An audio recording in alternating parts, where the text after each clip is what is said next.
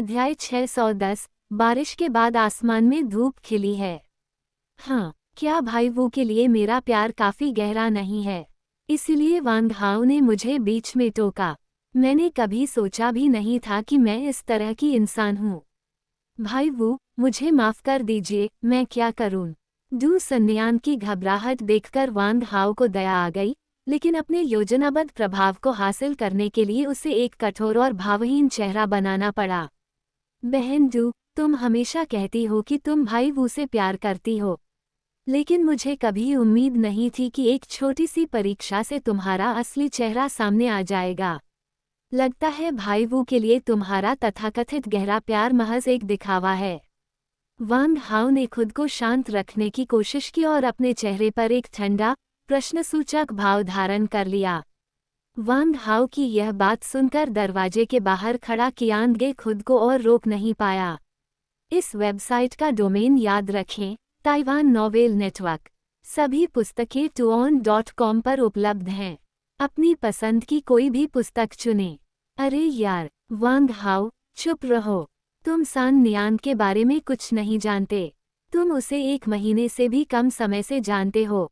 तुम्हें क्या पता? यहाँ बकवास मत करो। कियांगे ने वांग हाओ पर थूकने से खुद को नहीं रोका। उसी समय वांग हाओ की बुरी बातों के कारण डू सन्यान कहीं कोई मूर्खतापूर्ण काम ना कर बैठे, इस डर से कियांगे ने घबराकर कहा, सन्यान, इस लड़के की बकवास पर ध्यान मत दो। ये वाकपटू है और इसके इरादे बुरे हैं।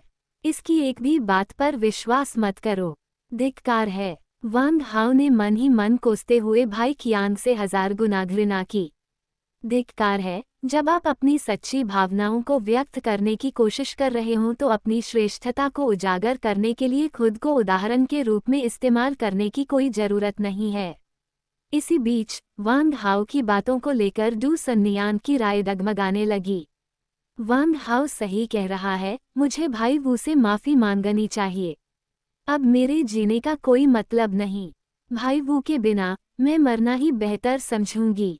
क्योंकि मुझे यहाँ भेजा ही गया था, इसलिए मैंने कभी जिंदा वापस जाने का सोचा ही नहीं था। परग्रही ताकतवरों के हाथों मारे जाने और अपमानित होने से बेहतर है कि मैं खुद ही अपनी जान दे दूं। इस तरह मैं पाताल लोक जाकर भाई वू से मिल सकूंगी। डू सन्यान ने सौम्य मुस्कान के साथ बात की, फिर भी उसके लहजे में दृढ़ निश्चय झलक रहा था। उसका चेहरा पीला पड़ गया था और वह आत्महत्या करने की तैयारी कर रही थी। डू सन्यान के हताश चेहरे और मरने की उसकी दृढ़ इच्छा को देखकर कियांगे अंततः खुद को रोक नहीं पाया और कुछ ही कदमों में वांग हाओ की ओर दौड़ पड़ा। अचानक क्रोधित होकर उसने वांग हाओ के मुंह पर एक जोरदार मुक्का मार दिया। वांग हाओ, अपना गंदा मुंह बंद करो। कियांगे का मुक्का आवेग में आकर मारा गया था, बिना किसी तर्क या रणनीति के, और यह पूरी तरह से उसके गुस्से को निकालने का एक तरीका था। स्वाभाविक रूप से इसकी शक्ति पूरी ताकत से मारे गए मुक्के की तुलना में कम होती है। वांग हाओ ने महज एक उंगली से कियांगे की मुट्ठी को आसानी से रोक दिया। क्या तुम कियांगे गुस्से से आग बबूला हो गया, लेकिन वांग हाओ के सामने खुद को बेबस देखकर उसने अनिच्छा से अपनी मुट्ठी पीछे खींच ली और वांग हाओ को घूरने लगा। League of Legends, peerless king. कियांगे के चिड़चिड़े चेहरे को देखकर एक मूर्ख भी समझ जाएगा कि कियांगे के मन में डू सान नियान के लिए भावनाएं थीं, और यह सिर्फ सामान्य चिंता नहीं थी। वांग हाओ कियांगे की हरकतों से नाराज नहीं था, और न ही वह कियांगे से सिर्फ इसलिए झगड़ा करेगा क्योंकि कियांगे उसे मारना चाहता था। वांग हाओ ने डू सन्यान की ओर देखा और धीरे से कहा, बहन डू, मरना चाहना तो स्वाभाविक है, लेकिन क्या तुमने इस बारे में सोचा है, अगर तुम मर जाओगी तो क्या भाई वो खुश होंगे? और भाई वो का सपना कौन पूरा करेगा? स्टार पावर रैंकिंग में शीर्ष 100 में शामिल होने के लक्ष्य को हासिल करने के लिए सबका नेतृत्व कौन करेगा? वांग हाओ की बातें सुनकर डू सन्यान अचानक असमंजस में पड़ गई। वांग हाओ ने आगे कहा, सभी कप्तान की मृत्यु से दुखी हैं। कप्तान ने स्वयं को बलिदान कर दिया है, उनकी इच्छाएं और सपने पूरे नहीं हुए हैं, और फिर भी बहन डू, तुम यहाँ आत्मदया में डूबी हुई हो और आत्महत्या के बारे में सोच रही हो। क्या तुमने कभी सोचा है कि अगर भाई वो तुम्हें स्वर्ग में इस हालत में देखेंगे तो उन्हें कितना दुख होगा। उद्धरण चिन्ह डॉट डॉट डॉट। डू सन्यान ने रोना बंद कर दिया और अपनी थकी हुई आंखों से वांग हाओ की ओर देखा। क्या मैं अब इतनी बदसूरत हो गई हूँ? डू सान नियांग ने अचानक खुद से बुदबुदाते हुए कहा कि वो पिछले आधे महीने से अपने कमरे से बाहर नहीं निकली थी, वूगे का सामान पकड़े हुए और अनियंत्रित रूप से शोक मना रही थी, जब तक कि उसके सारे आंसू बह नहीं गए। इसके अलावा उसने आधे महीने से स्नान नहीं किया था और उसके पूरे शरीर से दुर्गंध आ रही थी। उसके बाल और चेहरा बिखरे हुए थे, ऐसे में वह भला कैसे सभ्य दिख सकता था। बिल्कुल, बस आईने में देखो, तुम्हें पता चल जाएगा। जब वह बोल रहा था, वांग हाओ ने डू सानियान को दर्पण के रूप में इस्तेमाल करने के लिए एक धातु की प्लेट दी और उसे अपना प्रतिबिंब दिखाया। जब डू सान नियांग ने आईने में उस बदसूरत और बूढ़ी महिला को देखा तो वह तुरंत रो पड़ी। एक भूत। उसने अपना सिर दूसरी तरफ घुमाया और आंखें बंद कर ली, फिर उन्हें दोबारा खोला। आईने में दिख रही शख्सियत को देखकर और यह महसूस करके कि बिखरे बालों वाली, भूतिया सी दिखने वाली महिला खुद वह थी, डू सन्यान अचानक शर्म से लाल हो गई। तो उदास होने पर मैं इतनी बदसूरत दिखती हूँ। जीन बढ़ाने वाले इंजेक्शनों पर खर्च किए गए मेरे सारे 50 अरब स्टार कॉइन बर्बाद हो गए। पता नहीं भाई वो मुझे फिर से फिजूल खर्ची करने के लिए डांटेंगे या नहीं। जब वह बोल रही थी तो डू सानियान के चेहरे पर एक लंबे समय से खोई हुई आत्मनिंदा वाली मुस्कान दिखाई दी।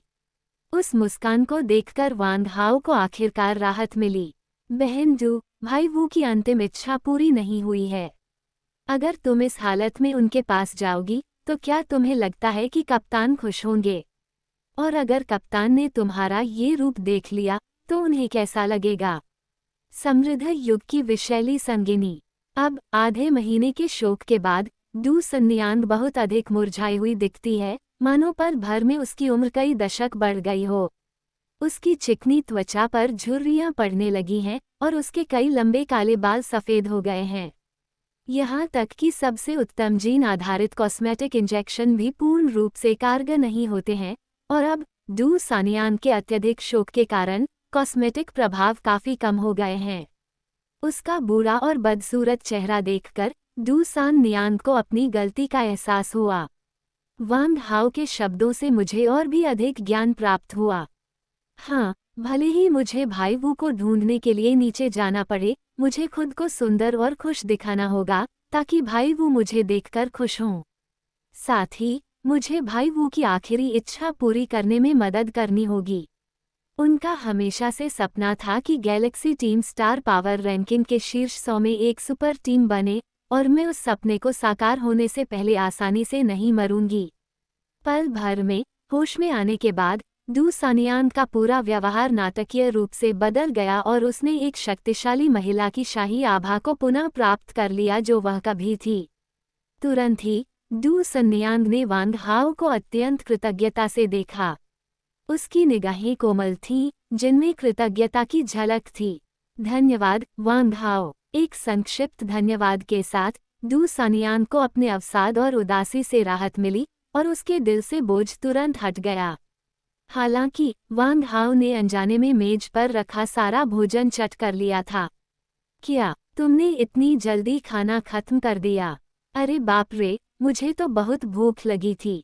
मुझे पता ही नहीं था कि आधे महीने तक न खाने से मैं इतनी कमजोर हो गई हूँ। पफ टिल्डर। वांग हाओ की अस्त व्यस्त हालत देखकर, जिसके चेहरे पर तेल के दाग लगे थे और मुंह के कोनों पर सब्जियों के पत्ते चिपके हुए थे, डू सानियांग अपनी हंसी नहीं रोक पाई।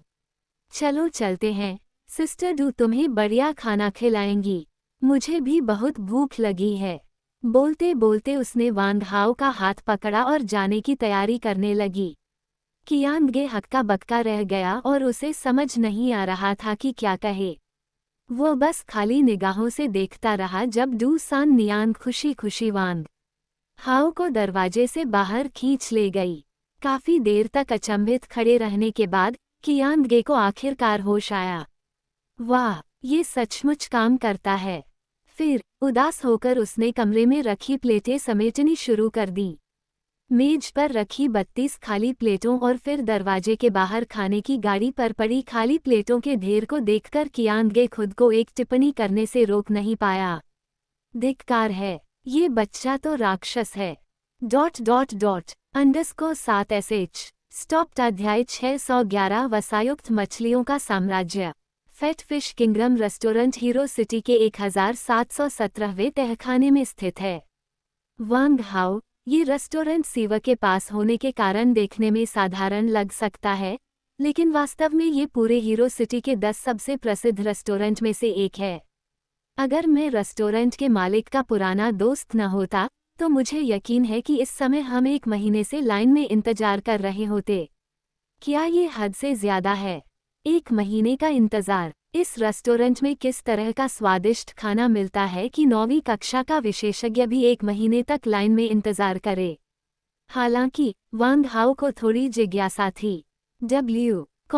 कोई बात नहीं, हीरो सिटी जैसी जगह में खाना बेहद कीमती होता है। ये रेस्टोरेंट उन कुछ चुनिंदा रेस्टोरेंट में से एक है जो ताज़ी सामग्री उपलब्ध करा सकता है। इस रेस्टोरेंट का मालिक भी खाने का सच्चा पारखी है। यहाँ के खाने का स्वाद 9वें स्तर के विशेषज्ञों की भी जबान को लुभा सकता है। ये रेस्टोरेंट नदी के समुद्री भोजन में विशेषज्ञता रखता है और इसका खास व्यंजन 9 पूंछ वाली कैटफिश का सूप न केवल स्वादिष्ट है बल्कि इसमें अविश्वसनीय पौष्टिक गुण भी हैं। 9वें स्तर के विशेषज्ञ भी इस सूप को पीने के बाद अपने शरीर और रक्त में अद्भुत सुधार का अनुभव करते हैं। यही कारण है कि ये उनके बीच इतना लोकप्रिय है।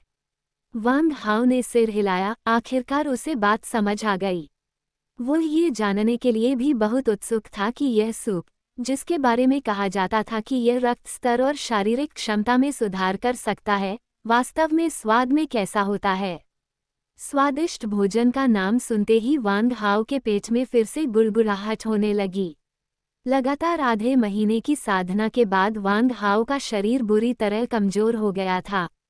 उसने अभी जो भोजन किया था वह ज्यादातर साधारण भोजन था जिसमें ऊर्जा कम थी और रक्त शक्ति लगभग न के बराबर थी।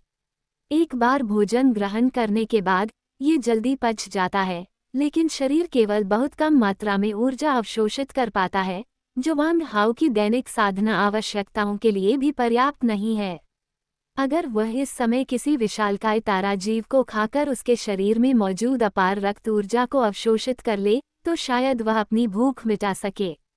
वांग हाओ की भूख जितनी बार बढ़ती है, इसका मतलब है कि उसकी रक्तरेखा मजबूत हो रही है और उसके शरीर को अपनी ऊर्जा खपत को बनाए रखने के लिए अधिक ऊर्जा अवशोषित करने की आवश्यकता है। परिणामस्वरूप साधारण भोजन से वांग हाओ की भूख को संतुष्ट करना दिन प्रतिदिन मुश्किल होता जा रहा है। एजोर ड्रैगन रिंग में मौजूद खाद्य भंडार के सहारे वांग हाओ बड़ी मुश्किल से जीवित रह पाया।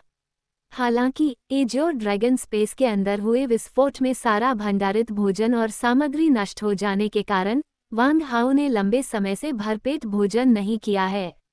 अब जबकि वांग हाओ ने 3 क्लोन तैयार कर लिए हैं, उसकी आंतरिक ऊर्जा और रक्त की खपत और भी अधिक हो गई है और उसे पहले की तुलना में कई गुना अधिक ऊर्जा की आवश्यकता है। कृपया अपनी पीठ मुझ पर सौंप दें। अपने मुख्य शरीर और 3 क्लोनों को बनाए रखने के लिए वांग हाओ को अधिक पौष्टिक, उच्च ऊर्जा वाले खाद्य पदार्थों का सेवन करने की आवश्यकता है जिनमें अधिक रक्त वंश ऊर्जा हो। जब तक कोई व्यक्ति तारकीय स्तर तक नहीं पहुंच जाता और उसका भौतिक शरीर इस हद तक रूपांतरित नहीं हो जाता कि वह ऊर्जा खनिजों और तारकीय ऊर्जा को अवशोषित करके जीवन को बनाए रख सके, तब तक 9वें स्तर का शक्तिशाली व्यक्ति कितना भी ताकतवर क्यों न हो, वह भोजन के बिना जीवित नहीं रह सकता और उसे भूख लगती रहेगी। मुख्य प्रवेश द्वार से प्रवेश करने के बजाय डू सानियांग के नेतृत्व में वे दोनों सीधे रसोई के पिछले दरवाजे से अंदर चले गए। डू सानियांग रसोई में मौजूद लोगों से परिचित थी। अभिवादन करने के बाद वह वांग हाओ को शान से रेस्तरां की ओर ले गई। इस फेटफिश किंगडम रेस्टोरेंट में प्रवेश करना वास्तव में मछलियों की दुनिया में प्रवेश करने जैसा है। पूरा रेस्तरां 500,000 वर्ग मीटर से कम क्षेत्र में फैला हुआ है, 3 मंजिलों में बना है और पूरी तरह से पारदर्शी कांच के पानी के टैंकों से घिरा हुआ है। मछली घर में तरह तरह की मछलियां खुशी से तैर रही थीं। वहां अनगिनत विचित्र और अद्भुत मछली प्रजातियां थीं। उन्हें देखकर ही अंदाजा लगाया जा सकता था कि हजारों मीठे पानी की मछलियां ऐसी थीं जिनके नाम वांग हाओ नहीं बता सकता था। दरअसल वांग हाओ इनमें से किसी भी मछली को नहीं पहचानता था। पृथ्वी पर 18 साल रहने के बावजूद वांग हाओ ने कभी भी स्वच्छ, प्रदूषण रहित नदी नहीं देखी थी। इस अवधि के दौरान पाई गई अधिकांश मछलियां परमाणु विकिरण के कारण विकृत और उत्परिवर्तित राक्षस थीं, इसलिए उनके विशिष्ट नामों की पहचान करना असंभव था। इस समय वांग हाओ अचानक चौंक गया। हे भगवान, यह क्या है? जलपरी। वांग हाओ ने एक्वेरियम के एक दूर कोने में मानव शरीर और मछली की पूंछ वाली एक जलपरी की ओर इशारा करते हुए कहा। जलपरी का शरीर आकर्षक था, जो महीन, हल्के नीले शल्कों से ढका हुआ था। उसकी नाजुक मानवीय विशेषताएं उसे दयनीय बनाती थीं, और उसके हल्के, लहरदार बैंगनी बाल पानी की लहरों के साथ धीरे धीरे लहराते थे। जैसे ही वांग हाओ ने जलपरी को देखा, उसी समय एक्वेरियम में मौजूद जलपरी ने भी वांग हाओ को देखा। वे किस तरह की आंखें थीं? असीम दुख, आक्रोश और असहनीय पीड़ा से भरा हुआ उसका चेहरा पीला पड़ गया था। जलपरी के गले में एक मोटी काली जंजीर बंधी हुई थी। उसके गले पर खून का एक गहरा, साफ धब्बा छपा हुआ था, जो स्पष्ट रूप से लंबे समय तक जंजीर के त्वचा से रगड़ने के कारण बना था।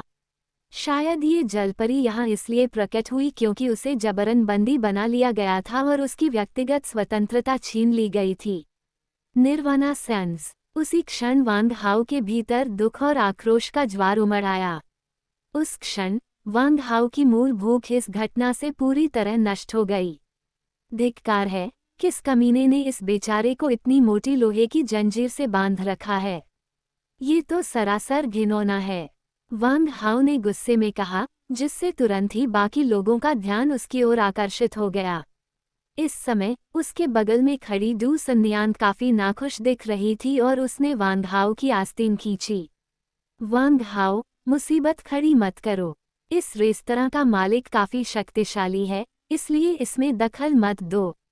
जलमानवों का पतन, यहाँ तक कि उनका गुलाम बनकर बेचा जाना, अल्फा ब्रह्मांड में आम बात है। तुम्हें दूसरों के मामलों में दखल देने की जरूरत नहीं है। यह एक ऐसी जाति का ज्वलंत उदाहरण है जो अपनी शक्ति खोकर गुलाम बन जाती है। वांग हाओ ने अपनी मुट्ठियां कसकर भींच ली, उसकी आंखों में आग सी भड़क उठी। बहन डू, अगर मैंने यह न देखा होता तो बेहतर होता, लेकिन अब जब मैंने देख लिया है, तो मैं चुपचाप नहीं बैठ सकती। किसी कारणवश जब भी वांग हाओ जलपरी को जंजीरों से बंधा देखता था, तो उसे क्रोध का आवेग महसूस होता था। ठीक उसी समय जब वांग हाओ भड़कने ही वाला था, अचानक कुछ ही दूरी पर से 4 लोगों का एक समूह धमकी भरे लहजे में वांग हाओ की ओर बढ़ा। वे सभी 9वें रैंक के शिखर पर थे। नेता के माथे पर एक बड़ा फोड़ा था और वो कोई और नहीं बल्कि वाइल्ड बुल कबीले का प्रतिभाशाली नियुगाव था, जिसे 1 महीने पहले वांग हाओ ने सबक सिखाया था।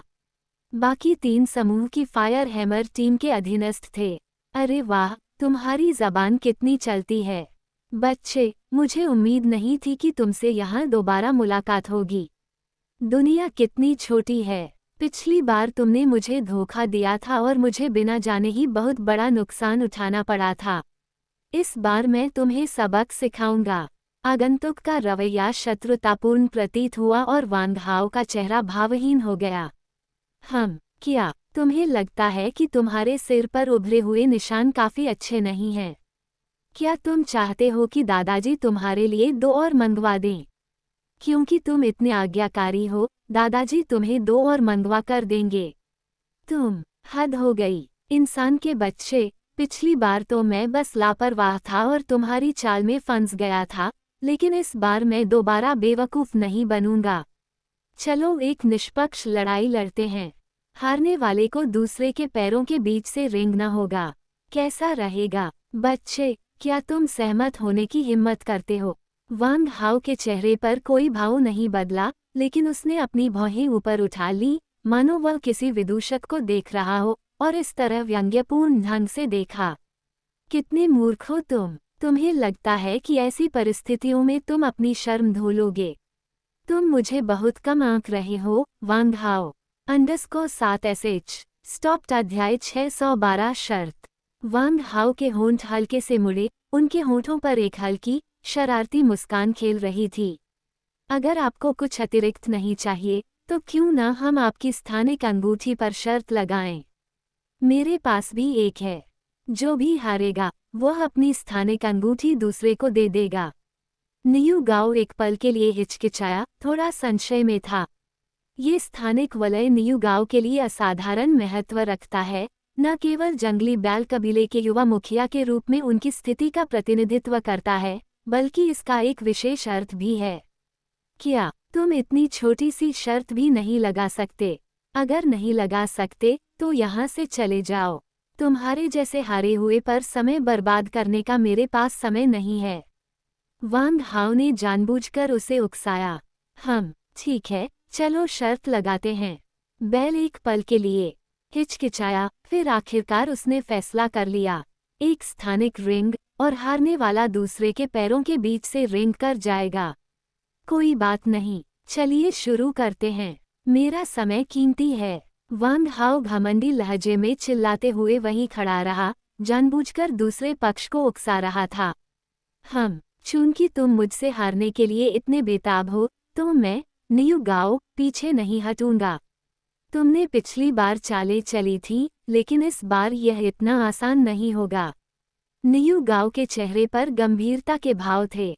वांग हाओ ने व्यंग्य किया, वह सचमुच इस बैल की मूर्खता से चिढ़ गया था। मैं इतना जोर से हंसा कि रोना आ गया। Swish swish swish Tilda. Wang Hao की आकृति पलक झपकते ही प्रकट हुई। उसने अपना दाहिना मुक्का तेजी से बाहर फेंका, और पलक झपकते ही वह अपनी मूल स्थिति में लौट आया। पूरी प्रक्रिया में 1 सेकंड के 1000वें हिस्से से भी कम समय लगा। ऐसा लग रहा था मानो वांग हाओ का शरीर अचानक धुंधला हो गया और फिर पल भर में सामान्य हो गया।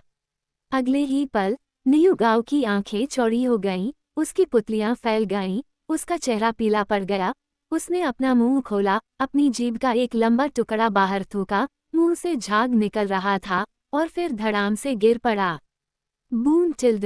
अचानक उसके पीछे मौजूद फायर हैमर टीम के तीनों अधीनस्थ सैनिक अचंभित रह गए, जब उन्होंने अपने उप कप्तान को बिना एहसास किए ही जमीन पर बुरी तरह गिरते हुए देखा, जिससे जमीन में एक गड्ढा बन गया।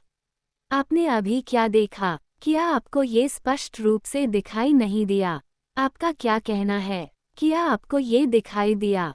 धिक्कार है। मैंने क्या देखा? उप कप्तान कैसे गिर गया? मुझे तो बस उस बच्चे के थोड़ा लड़खड़ाने का एहसास हुआ। उद्धरण चिन्ह। फायर हैमर टीम के तीनों मिनोटॉर योद्धाओं ने एक दूसरे को हैरानी भरे भावों से देखा, वे पूरी तरह से अचंभित थे। इसी बीच वांग हाओ जमीन पर लेट गया और कुछ देर तक इधर उधर टटोलने के बाद उसने वह स्थानिक अंगूठी उतार दी जो नियू गाओ ने अपने बाएं अंगूठे पर पहन रखी थी। हे बहुत बहुत धन्यवाद। शुभ वसंत ऋतु का बेडरूम चित्र। ये स्थानिक वलय व्यास में बड़ा है, मनुष्य इसे कंगन की तरह पहन सकते हैं। वांग हाओ दिखावे से नहीं कतराता था। सबके सामने उसने विनाशकारी ज्वाला की एक लकीर भेजकर स्थानिक वलय पर अंकित आत्मा के निशान को मिटा दिया और फिर तुरंत ही उस पर अपनी आत्मा का निशान अंकित कर दिया। इस तरह अगर कोई और इस स्थानिक अंगूठी को ले भी लेता है, तो भी वो इसके अंदर मौजूद चीजों को हासिल नहीं कर पाएगा। एक विचार के साथ ही वांग हाओ ने अपने स्थानिक घेरे में मौजूद सभी वस्तुओं को अपनी आंखों के सामने देख लिया। वाह, क्या गजब का उद्योगपति है।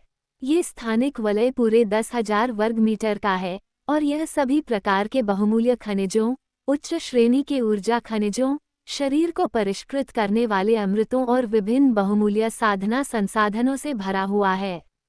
वांग हाओ उत्साहित था। मूल शर्त केवल एक स्थानिक अंगूठी के लिए थी, लेकिन वांग हाओ का स्थानिक अंगूठी के अंदर की वस्तुओं को वापस करने का कोई इरादा नहीं था।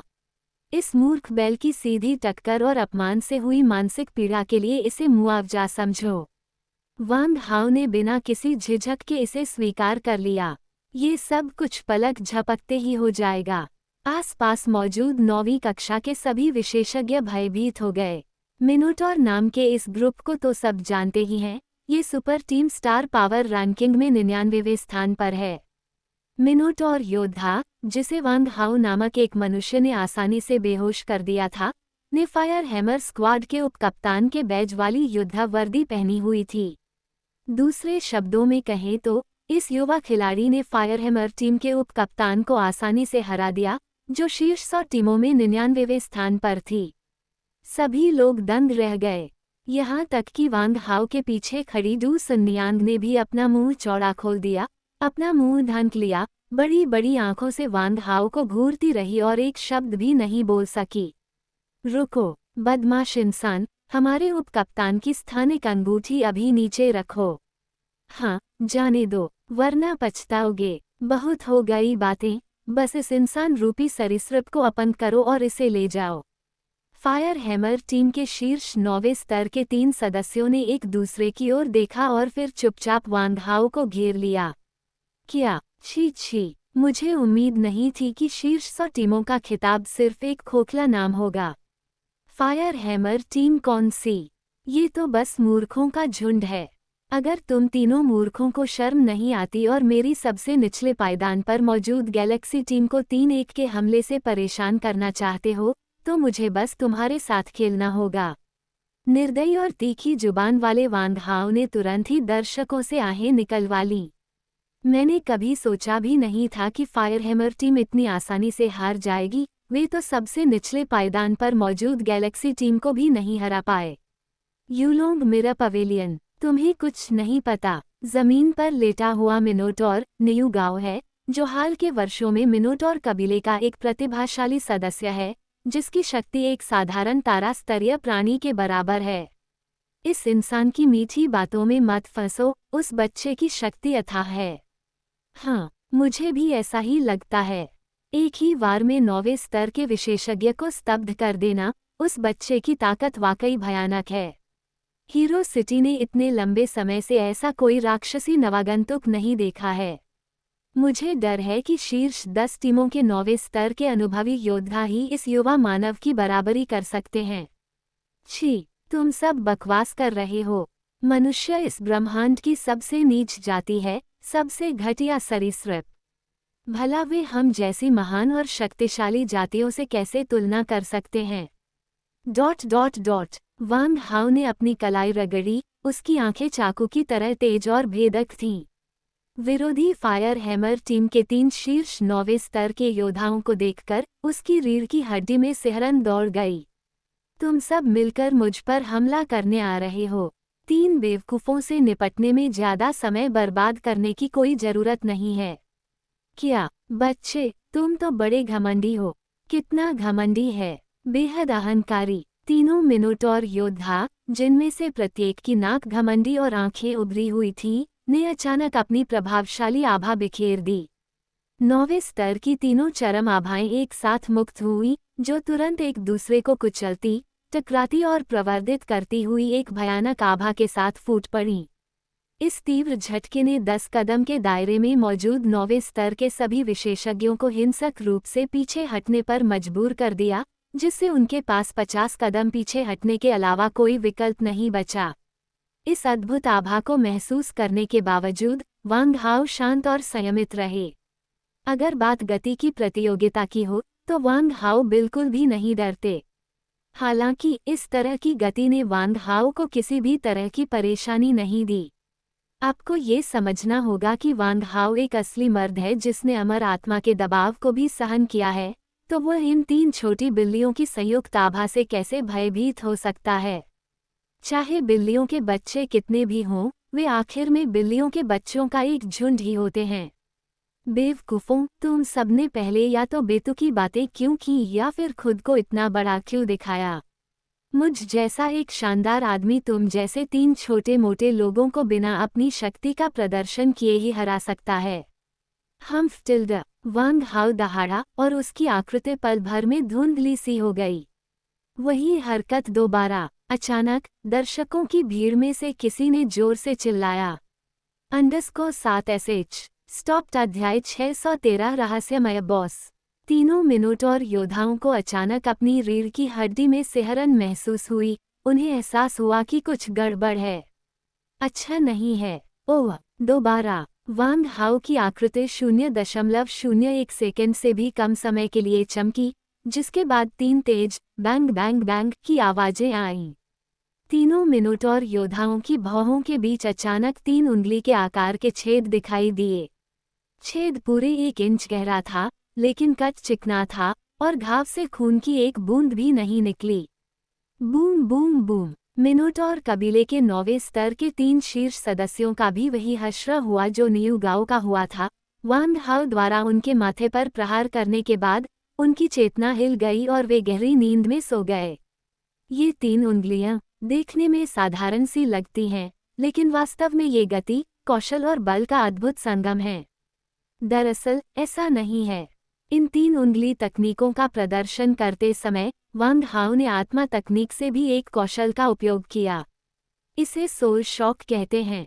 इस तरह का आत्मिक आघात तभी सफल होने की संभावना है जब आत्मिक साधना का स्तर स्वयं से कम हो या जब दूसरा पक्ष अन्यमनस्क हो या विचलित हो। आत्मा को आघात लगने पर दूसरा पक्ष थोड़े समय के लिए कोमा में चला जाएगा। अचेतना की अवधि व्यक्ति की आत्मा साधना की शक्ति पर निर्भर करती है। फायर हैमर टीम के तीनों सदस्यों के जमीन पर गिरने के तुरंत बाद वांग हाओ ने भी वही किया और तीनों मिनोटॉर योद्धाओं के स्थानिक छल्लों को भी फाड़ दिया। हे, हाथ में 4 स्थानिक अंगूठियां। ये तो आसान था। ऐसे कमजोरों से निपटना आत्मा युद्ध क्षेत्र में होने वाली अखाड़े की लड़ाइयों से कहीं ज्यादा आसान है। शक्तिशाली जातियों के तथाकथित प्रतिभाशाली लोग इससे ज्यादा कुछ नहीं हैं। वांग हाओ ने ताली बजाई, नियू गाओ के स्थानिक वलय से आत्मा की छाप मिटा दी, एक नया आत्मा प्रतिबंध लगाया और फिर लापरवाही से उसे फेंक दिया। उसने गेंद को डू सानियांग की ओर उछाला, जो अभी भी सदमे में थी। बहन डू, ये स्थानिक अंगूठी तुम्हारे लिए है। डू सानियांग एक पल के लिए स्तब्ध रह गई, फिर सहज रूप से वांग हाओ द्वारा उसकी ओर फेंकी गई स्थानिक अंगूठी को पकड़ लिया। उसका मुंह खुला रह गया। वांग हाओ, ये तो बहुत कीमती है ना? और इतने बड़े प्रदर्शन के साथ और इतने सारे लोगों के सामने, क्या इससे फायर हैमर टीम नाराज नहीं हो जाएगी? डू सान नियांग मना करने ही वाली थी कि वह स्थानिक अंगूठी वांग हाओ को लौटा दे। वांग हाओ ने उसे आश्वस्त करने वाली नज़र से देखा। चिंता मत करो, मैं फायर हैमर टीम को खतरा मानता ही नहीं। जो भी आएगा, मैं उससे निपट लूंगा। चूंकि तुम चारों में से किसी के पास भी स्पेशल रिंग नहीं है, इसलिए ये चारों रिंग बिल्कुल सही रहेंगी, एक एक करके तुम सबके लिए। उस शक्तिशाली एलियन की रिंग अभी मत पहनना। बेहतर होगा कि उसे कॉस्मिक बैंक में जमा करा दो और बाद में पहन लेना जब तुम काफी मजबूत हो जाओ। अभी के लिए मिनोटॉर कबीले के इस युवा मुखिया की रिंग से ही काम चला लो। वांग हाओ द्वारा किए गए सरल परिष्करण के बाद चारों स्थानिक छल्ले एक आकार में सिकुड़ गए, जिससे वे मानव उंगली पर पहनने के लिए बिल्कुल सही आकार के हो गए। अगर आप इसे अपनी उंगली में नहीं पहनना चाहते हैं, तो इसे गले में हार की तरह शरीर के करीब पहनना एक अच्छा विकल्प है। लेकिन ये स्थानिक अंगूठी बहुत कीमती है। मैं इसे स्वीकार नहीं कर सकती। आपको इसे अपने पास रखना चाहिए। डू सन्नियांग ने वांग हाओ को इसे लौटाने पर जोर दिया। बहन डू, कृपया मुझे मना मत करो। मैं तुम्हें पहले से ही परिवार का हिस्सा मानती हूँ, बड़ी बहन की तरह। इस अंगूठी को मेरी तरफ से तुम्हारे लिए उपहार समझो। मुझे उम्मीद है कि तुम्हें कोई आपत्ति नहीं होगी। चूंकि वांग हाओ ने पहले ही ऐसा कह दिया था, इसलिए डू सानियांग वास्तव में इनकार नहीं कर सकती थी, इसलिए उसके पास अनिच्छा से उसके अनुरोध को स्वीकार करने के अलावा कोई विकल्प नहीं था। ठीक है, मैं इसे स्वीकार कर लूंगा। चारों मक्खियों से निपटने के बाद वांग हाओ को अचानक भूख लगने लगी। बहन डू, चलो बैठने की जगह ढूंढते हैं, मुझे बहुत भूख लगी है। जल्दी से ऑर्डर करते हैं। हे, तुम तो बड़े पेटू हो। भाई बहन मुस्कुराते हुए भीड़ से दूर चले गए। सभी ने जानबूझकर उनके लिए रास्ता बनाया और यहाँ तक कि वांग हाओ को आते देख सबने उसके लिए भी रास्ता बना दिया। वांग हाओ की हरकतों को देखने के बाद आकाशगंगा से आए इस नवागंतुक के प्रति सभी के मन में भय का भाव पैदा हो गया। ये ब्रह्मांड शक्ति का सर्वोपरि स्थान है। आप चाहे कितने भी नीच, निर्मम, दुष्ट, निर्दयी या तुच्छ क्यों न हो, जब तक आप शक्तिशाली हैं, आपको सभी जातियों की मान्यता प्राप्त होगी। आप चाहे कितने भी ईमानदार, दयालु, ज्ञानी, सुसंस्कृत या अच्छे व्यवहार वाले हों, शक्ति के बिना आप एक तुच्छ सरीसृप के समान हैं, जो इस बाहरी युद्ध क्षेत्र में पैर जमाने में असमर्थ है। बिल्कुल जलपरी जाति के भाग्य की तरह। एक समय मत्स्य मानव विलासिता और आराम का जीवन जीते थे, सुख सुविधाओं में लिप्त रहते थे और महत्वाकांक्षाओं से रहित थे, क्योंकि उनके पूर्वज प्राचीन काल की 3000 शक्तिशाली जातियों में से एक थे। हालांकि 10 लाख साल बाद उनकी संतानें पूरी तरह से निष्फल हो गईं और केवल मौज मस्ती करना जानती थीं। आत्मरक्षा करने की क्षमता खो देने के बाद उन्हें ब्रह्मांड की अन्य शक्तिशाली जातियों द्वारा गुलामों और पालतू जानवरों की तरह इस्तेमाल किया जाने लगा, जिनके साथ खिलवाड़ किया जाता था और उन्हें नियंत्रित किया जाता था, जिसके परिणामस्वरूप अंततः पूरी जाति का विलुप्त होना हुआ। वांग हाओ के जाने के कुछ ही समय बाद जमीन पर बेहोश पड़े 4 मिनोटॉर योद्धाओं को हीरो सिटी के मेडिकल रोबोटों द्वारा ले जाया गया। इस अपराध के लिए जिम्मेदार वांग हाओ को बिल्कुल भी सजा नहीं मिली। हीरो सिटी में जब तक आप किसी को नहीं मारते, तब तक सब कुछ नरमी से निपटा जा सकता है। किसी संघर्ष के बाद लोगों द्वारा अपने उकसाने वालों को पीट पीट कर या यहाँ तक कि अपंग कर देना कोई असामान्य बात नहीं है, जैसा कि वांग हाओ ने किया था और हर कोई इसकी आदत डाल चुका है। बहन डू, चलो कोई शांत जगह ढूंढते हैं। ऊपर के निजी कमरे अच्छे होने चाहिए। वांग हाओ ने तीसरी मंजिल पर एक निजी कमरे के बगल में जलपरी की आकृति पर तिरछी नजर डाली और सिस्टर डू से कहा, कोई जरूरत नहीं। तीसरी मंजिल पर बने निजी कमरे ऐसे ही पैसे देकर नहीं मिल जाते। सिर्फ वीआईपी लोग, जिन्हें रेस्टोरेंट मालिक की मंजूरी मिली हो और वीआईपी कार्ड जारी किया गया हो, कि उनका इस्तेमाल कर सकते हैं। और आमतौर पर सिर्फ शीर्ष 1000 टीमों को ही रेस्टोरेंट मालिक की कृपा मिलने की संभावना होती है। हमारी गैलेक्सी टीम बहुत कमजोर है। वे हमें कभी वहां जाने नहीं देंगे। वाह, ये रेस्टोरेंट तो कमाल का है। अगर मैं जबरदस्ती अंदर घुस जाऊं तो कैसा रहेगा? डू सन्यान के चेहरे के भाव एकदम बदल गए और उसने वांग हाओ को इशारा किया कि वह अपनी आवाज धीमी रखे। अपनी आवाज धीमी रखो। इस रेस्टोरेंट का मालिक बेहद शक्तिशाली है। कहा जाता है कि वह कई साल पहले ही तारकीय स्तर के शिखर पर पहुंच चुका था और तारा समाज के उच्च अधिकारियों से उसके घनिष्ठ संबंध हैं। अगर तुमने विरोध करने की कोशिश की, तो तारा समाज तुम्हें और हमारी आकाशगंगा टीम को, और यहाँ तक कि पूरी आकाशगंगा को भी नष्ट कर सकता है। वाह, ये तो कमाल है। मैं इस रेस्टोरेंट के मालिक से व्यक्तिगत रूप से मिलना चाहूंगा। ठीक वैसे ही जैसे वांग हाओ के मन में यह विचार आया था। एक खरगोश जैसी दिखने वाली लड़की, जिसने एक आकर्षक वर्दी पहनी हुई थी, अपने कूल्हों को मटकाते हुए वांग हाओ की ओर चली और बीच बीच में उसे शरारती निगाहों से देखती रही। मानव जाति के आदरणीय युवा स्वामी, ये हमारे स्टोर द्वारा आपको दिया जाने वाला सुप्रीम ब्लैक गोल्ड कार्ड है। अब से इस वीआईपी कार्ड के साथ आपको हमारे स्टोर में प्रवेश करते समय कतार में लगने की आवश्यकता नहीं होगी।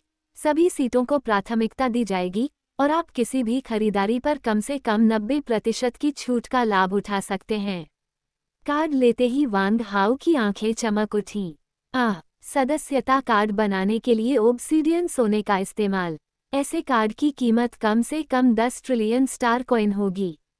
वांग हाओ इस रहस्यमय रेस्तरां मालिक के अत्यधिक खर्च को देखकर स्तब्ध रह गया। वांग हाओ ने डू सान नियान के सामने सदस्यता कार्ड लहराया। बहन डू, अब सब ठीक है क्या? सिस्टर डू अवाक रह गई, फिर घबराकर खरगोश जैसी दिखने वाली वेट्रेस से पूछा, वेट्रेस, क्या आप मुझे बता सकती हैं कि उसे यह कार्ड किसने दिया? बेशक, ये हमारे बॉस हैं। उन्होंने खुद मुझे ये सदस्यता कार्ड दिया और मुझसे कहा कि मैं इसे यंग मास्टर वांग हाओ को दे दूं। स्टॉप्ड अध्याय 614 मत्स्यांगना लड़की। वांग हाओ और डू सन्यान तीसरी मंजिल पर एक निजी कमरे में गए। w.com। तीसरी मंजिल पर कुल 18 निजी कमरे हैं, जिनमें से प्रत्येक की सजावट की शैली अलग अलग है। पहली मंजिल की सरल और स्पष्ट शैली के विपरीत तीसरी मंजिल की सजावट बेहद आलीशान है। पूरे रेस्तरां के केंद्रीय स्तंभों के सबसे ऊंचे बिंदु पर एक विशाल चांदी का बुलबुला है, जिसे ज्यादातर लोग शायद सजावट समझकर नजरअंदाज कर देंगे। उन्हें इस बात का जरा भी अंदाजा नहीं था कि रेस्टोरेंट का रहस्यमय मालिक अक्सर अंदर ही रहता था और प्रतिष्ठान के भीतर होने वाली हर चीज पर लगातार नजर रखता था। उस रहस्यमय बॉस ने वांग हाउ द्वारा फायर हैमर टीम के 4 सदस्यों को फटकार लगाते हुए देखा था, और बॉस के कहने पर ही उसने वांग हाउ को सुप्रीम ब्लैक गोल्ड कार्ड देने की पेशकश की थी। गुरुजी, काला सोना कार्ड उस लड़के को दे दिया गया है। लेकिन उस लड़के ने आपके प्रति कोई कृतज्ञता नहीं दिखाई। इससे भी अधिक असभ्य बात यह है कि वह सीधे तीसरी मंजिल पर गया और उसने वह निजी कमरा नंबर 9 चुन लिया जो आपने टेरोसौर कबीले के युवा राजकुमार के लिए आरक्षित रखा था। उस लड़के की ताकत का कोई अंदाजा नहीं लगाया जा सकता। वह जल्दी स्टार पावर रैंकिंग के शीर्ष 10 में शामिल हो जाएगा। मैं राजकुमार को सब कुछ समझा दूंगा। आपको बस उस लड़के का अच्छे से ख्याल रखना है, बाकी किसी बात की चिंता करने की जरूरत नहीं है। आप जा सकते हैं। जी श्रीमान। खरगोश औरत धीरे धीरे चांदी के बुलबुले से बाहर निकली। उसकी आकृति अंततः एक चांदी के निर्वात बुलबुले में समा गई और एक लंबी जल नहर से गुजरने के बाद वह तीसरी मंजिल के गलियारे में प्रकट हुई। वह एक्वेरियम जो देखने में कांच जैसा लग रहा था, वास्तव में साधारण सामग्री से नहीं बना था। दरअसल यह एक जादुई मंत्र सामग्री है। एक विशेष शंख के आकार का मंत्र स्वरूप लटकन पहनने के बाद कोई भी पूरे एक्वेरियम में ऐसे घूम सकता है जैसे समतल जमीन पर चल रहा हो। बहुत बढ़िया। तीसरी मंजिल पर स्थित 9वें निजी कमरे के दरवाजे पर प्राचीन लिपि में सर्वोच्च शासक लिखा हुआ है। जैसे ही आप दरवाजा खोलते हैं, अंदर की प्राचीन शैली की सजावट तुरंत आपका ध्यान आकर्षित करती है। ये कमरा 90,000 वर्ग मीटर से कम क्षेत्र में फैला हुआ है, जिसमें मंडप, पानी के किनारे की छतें, फूल और पौधे, नक्काशीदार रेलिंग और चित्रित बीम है, और आकाश से एक स्वच्छ जलप्रपात बह रहा है। ये वास्तव में एक अविश्वसनीय रूप से आलीशान शाही उद्यान का नजारा है। उनकी दृष्टि के किनारे पर गुलाबी फूलों के एक समूह के बीच एक छोटी कृत्रिम पहाड़ी की चोटी पर पूरी तरह से सोने के रंग से रंगा हुआ एक बरामदा उनके सामने प्रकट हुआ। मंडप में एक जीवंत, भयावह 5 पंजों वाले सुनहरे अजगर की नक्काशी वाला अजगर सिंहासन खड़ा है। चूंकि हम पहले से ही बिस्तर पर हैं, तो चलो आज रात यहीं रुकते हैं। उसके बगल में 10 अलग अलग तारा क्षेत्रों और शक्तिशाली कुलों की 18 सुंदरियां भव्य वस्त्रों में सजी हुई ड्रैगन सिंहासन के पास खड़ी थीं, सिर झुकाए हुए और मनमोहक मुस्कान लिए हुए थीं। महामहिम, आपका स्वागत है। वांग हाउ के आगमन को देखकर 18 खूबसूरत महिलाओं ने पहले तो कुछ आश्चर्य और शर्मिंदगी दिखाई, लेकिन फिर साथ आए वेटरों की सतर्क निगाहों के नीचे उन्होंने आदरपूर्वक वांग हाउ को प्रणाम किया। बोली जाने वाली भाषा स्पष्ट रूप से चीनी थी, लेकिन उच्चारण अलग था, जिसे सुनना थोड़ा थकाऊ था। लेकिन वो कहावत क्या है, एक खूबसूरत महिला को भी भगवान माफ कर सकते हैं। भले ही उच्चारण गलत हो, लेकिन यहाँ हर जातीय समूह की हर खूबसूरत महिला एक बुलबुल की तरह है, जिसकी मधुर और सुरीली आवाज को सुनना वाकई आनंददायक है। वाह, इसमें कोई हैरानी की बात नहीं कि यह सम्राट का निवास है। यहाँ तो सम्राट होने जैसा ही अनुभव होता है। मुझे आश्चर्य है कि क्या उस रहस्यमय मालिक ने इसे प्राचीन चीनी सम्राटों के शाही उद्यानों के आधार पर डिजाइन किया होगा, और उन खूबसूरत महिलाओं के भव्य वस्त्र प्राचीन काल में रखेलों द्वारा पहने जाने वाले वस्त्र ही होंगे, है ना? वांग हाउ अकड़ते हुए ड्रैगन सिंहासन की ओर बढ़ा, लेकिन करीब से देखने पर उसे पता चला कि उस पर उकेरे गए 5 पंजों वाले सुनहरे ड्रैगन की आंखें नहीं थीं। अजगर की आकृति तराशने में तो बहुत बुद्धिमत्ता है, लेकिन उसकी आंखें न तराशने में। प्राचीन काल में कहा जाता था, अंधकार की अंतिम कसौटी उसकी आंखों पर अंतिम स्पर्श देना है, जो अजगर चित्रकार की उत्कृष्ट कला का वर्णन करता है। आंखों पर अंतिम स्पर्श, यानी आखिरी स्ट्रोक, बेहद महत्वपूर्ण है। एक बार यह पूरा हो जाने पर सजीव अजगर जीवंत हो उठेगा और आकाश में उड़ान भरेगा। बेशक ये अफवाहें सच्चाई और झूठ का मिश्रण हैं, और इनकी पुष्टि करना मुश्किल है। हालांकि वांग हाओ ने इतिहास की किताबों से जाना कि प्राचीन काल में युवराज अपूर्ण 5 पंजों वाले सुनहरे ड्रैगन के पैटर्न वाले कपड़े और अपनी सभी वस्तुएं पहनते थे और उनकी आंखें अंधी थीं। इसका अर्थ यह है कि एक बार जब वह सिंहासन पर आसीन हो जाएगा तो वह शिखर पर पहुंच जाएगा, एक सुनहरे ड्रैगन में परिवर्तित हो जाएगा और आकाश में उड़ान भरेगा। वांग हाओ लापरवाही से ड्रैगन सिंहासन पर बैठ गया, लेकिन उसके फटेहाल कपड़े और पहनावा सिंहासन की समग्र आभा के साथ बिल्कुल भी मेल नहीं खा रहे थे, जिससे एक गहरा विरोधाभास पैदा हो रहा था। एक कहावत है, ड्रैगन का चोला पहनने पर भी वो राजकुमार जैसा नहीं दिखता। वे लोग बिल्कुल इसी के बारे में बात कर रहे हैं, वांग हाओ जैसे देहाती के बारे में। इस मंडप में केवल एक ड्रैगन सिंहासन था और कोई अन्य बैठने की जगह नहीं थी, इसलिए वांग हाओ ने बोलना शुरू किया। बहन जू, आओ बैठो और इसे आजमाओ, ये ड्रैगन सिंहासन काफी आरामदायक है। ड्रैगन का सिंहासन काफी बड़ा है, हालांकि इसे कुर्सी कहा जाता है, लेकिन वास्तव में यह एक आरामदायक सोफे के आकार का है। इस पर 3 से 5 लोग आराम से लेट सकते हैं और 2 लोग बिना किसी परेशानी के साथ साथ बैठ सकते हैं। The making of an immortal. Wang Hao के देहाती रूप को देखकर उसके आसपास मौजूद विभिन्न जातीय समूहों की 18 सुंदरियां शर्म से लाल हो गईं। वे हंसना तो चाहती थीं लेकिन हिम्मत नहीं कर पा रही थीं। पास ही में वांग हाओ के भ्रमपूर्ण व्यवहार से पूरी तरह से अभिभूत होकर सिस्टर डू का चेहरा लाल और सफ़ेद पड़ गया। वह चाहता था कि उसे छिपने के लिए कोई कोना मिल जाए और मन ही मन बुदबुदाते हुए बोला, ये बहुत शर्मनाक है, मुझे इस बच्चे को यहाँ लाने का बहुत पछतावा है। हालांकि डू सान न्यांग बहुत ही सभ्य थी और आकाशगंगा के एक प्रतिष्ठित परिवार से आती थीं। वांग हाओ, आपको अकेले बैठना चाहिए। अगर मैं आपके बगल में बैठ गई तो क्या मैं आपकी शाही रखेल नहीं बन जाऊंगी? लोग हंस हंसकर लोटपोट हो जाएंगे। मैं खड़े रहना ही बेहतर समझूंगी। ओह! वांग हाओ ने बड़े स्नेह से ड्रैगन सिंहासन पर उकेरे गए 5 पंजों वाले सुनहरे ड्रैगन की आकृति को सहलाया। उसके मन में एक सवाल उठा, प्राचीन ड्रैगन जाति विलुप्त हो चुकी है और 5 पंजों वाले सुनहरे ड्रैगन का रूप किसी को भी ज्ञात नहीं होना चाहिए। लेकिन इस ड्रैगन सिंहासन पर उकेरा गया 5 पंजों वाला सुनहरा ड्रैगन बिल्कुल असली सुनहरे ड्रैगन जैसा है। क्या ऐसा हो सकता है कि प्राचीन काल के पौराणिक विलुप्त ड्रैगनों में से कुछ अभी भी जीवित हों? क्या वे सुनहरे ड्रैगन जाति के वंशज हो सकते हैं? संयोग से मेरे शरीर में भी सुनहरे ड्रैगन का रक्त है। मुझे आश्चर्य है कि यह सर्वोच्च निजी कक्ष किसके लिए बनाया गया था।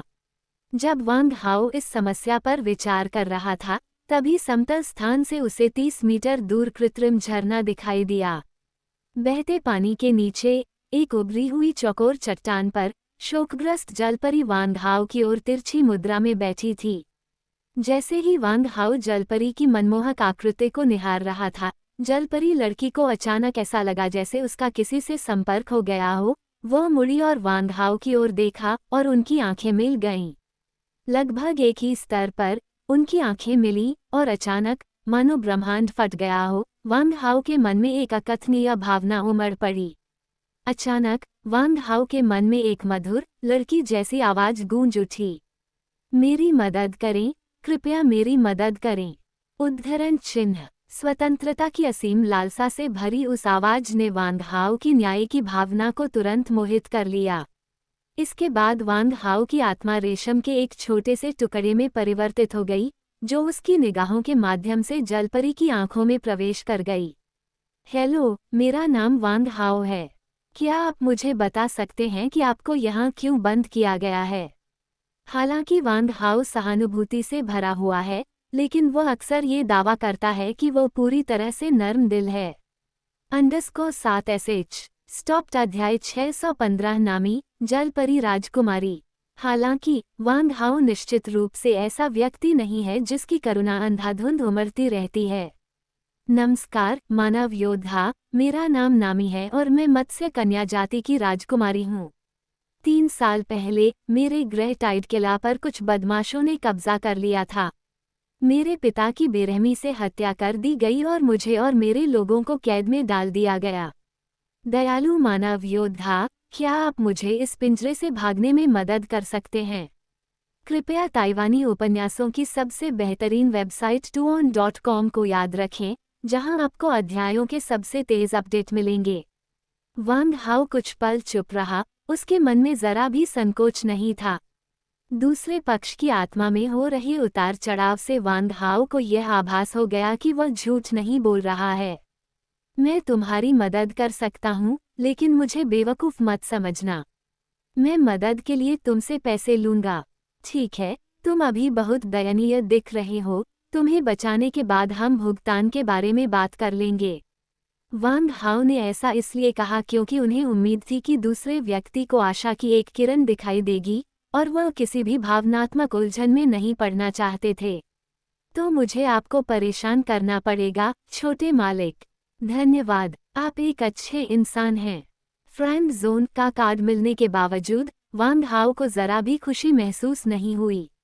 इसके विपरीत वांग हाओ को अभी भी इस बात को लेकर कुछ झिझक थी कि क्या रेस्तरां के रहस्यमय मालिक को नाराज करने और पूरे ब्रह्मांड में स्टाररी स्काई सोसाइटी द्वारा पीछा किए जाने का जोखिम उठाना उचित होगा या नहीं। आखिरकार वांग हाओ की ताकत उसे मिल्की वे में स्वतंत्र रूप से घूमने की अनुमति देती है, लेकिन फिर भी उसे अलौकिक युद्ध क्षेत्र और पूरे अल्फा ब्रह्मांड में अपनी पहचान गुप्त रखनी होगी। आखिरकार अनगिनत शक्तिशाली जातियां हैं जो प्राचीन शक्तिशाली कुलों की वंश परंपरा को आगे बढ़ाती हैं, और कई अज्ञात शक्तिशाली प्राणी हैं जिनकी कल्पना करने की हिम्मत वांग हाओ भी नहीं करता। गहरी सोच में डूबे वांग हाओ ने नामी को बचाने के तरीकों पर विचार किया। वांग हाओ, क्यों ना हम पहले कुछ खाना ऑर्डर कर लें? तुमने कहा था ना कि तुम्हें भूख लगी है। ठीक है, मुझे भी भूख लगी है। जब वह बोल रहा था, वांग हाओ ने एक वेटर को इशारा करके बुलाया। वेटर, मेरे लिए अपनी सबसे महंगी डिश लाओ, और जल्दी। अरे युवा मालिक, हमारे पास यहाँ सभी व्यंजनों के 361 व्यंजन हैं। अगर आप उन सभी को ऑर्डर करें तो छूट के साथ भी कम से कम 3 मिलियन योगदान अंक खर्च होंगे। खांसी। वांग हाओ लगभग अपने ही शब्दों में अटक गया। 3 मिलियन योगदान अंक 30,000 नौवें स्तर के विदेशी योद्धाओं को मारने के बराबर हैं, या 300 मिलियन घन मीटर उच्च श्रेणी के ऊर्जा अयस्क के बराबर। इतनी बड़ी संपत्ति से पृथ्वी जैसे 10 जीवन युक्त ग्रह खरीदे जा सकते हैं। यम प्रणाली। वांग हाओ ये देखकर पूरी तरह से चकित था कि एक भोजन की कीमत इतनी अधिक हो सकती है। इससे भी ज्यादा चौंकाने वाली बात यह है कि यह 60% की छूट है। यदि आप पूरी राशि का भुगतान करते हैं तो आपको लगभग 5 मिलियन योगदान अंक की आवश्यकता होगी। उसकी बात मत सुनो, मैं ऑर्डर करता हूँ। सबसे पहले 9 पूंछ वाली कैटफिश का खास सूप, फिर ग्रुपर साशिमी की एक प्लेट।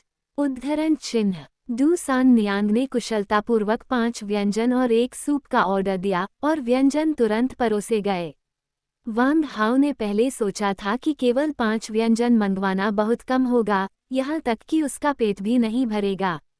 लेकिन प्रत्येक व्यंजन की मात्रा देखकर वांग हाओ को अपनी मूर्खता का एहसास हुआ।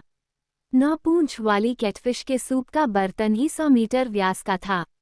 पूरी 9 पूंछ वाली कैटफिश को टुकड़ों में काटकर सीधे एक विशाल सुनहरे बर्तन में पकाने के लिए डाल दिया गया था।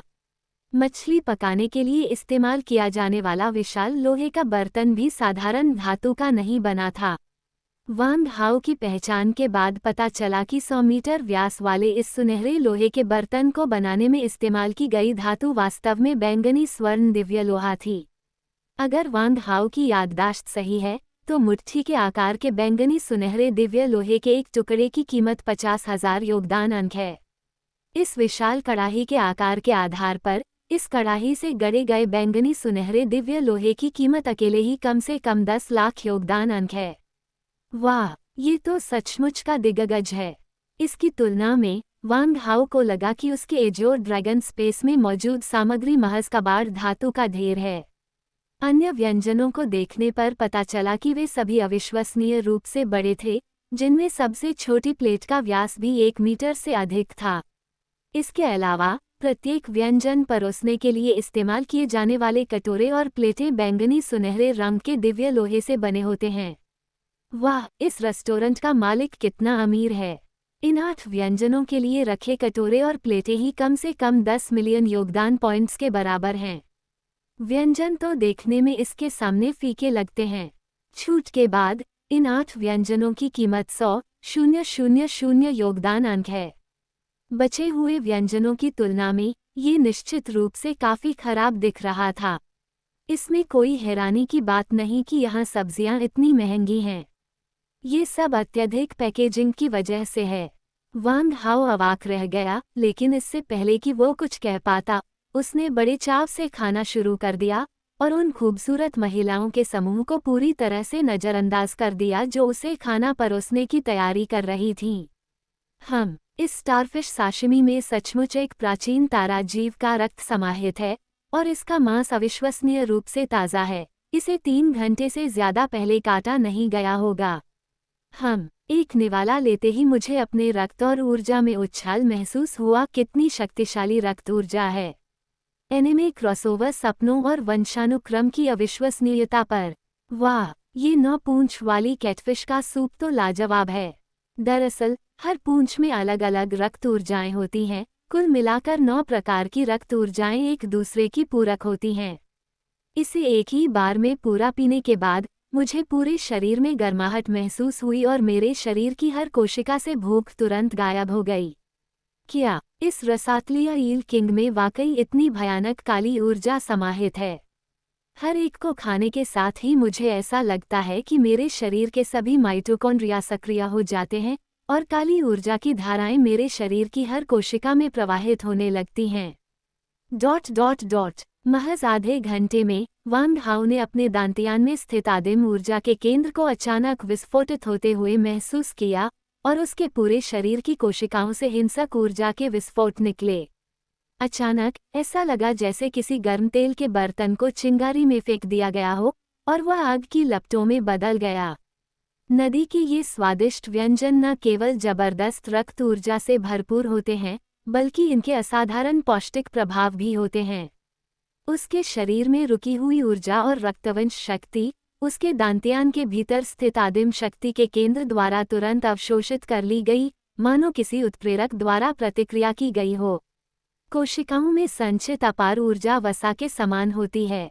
प्रशिक्षण और भोजन के माध्यम से अवशोषित अतिरिक्त ऊर्जा शरीर की कोशिकाओं द्वारा अवशोषित हो जाती है।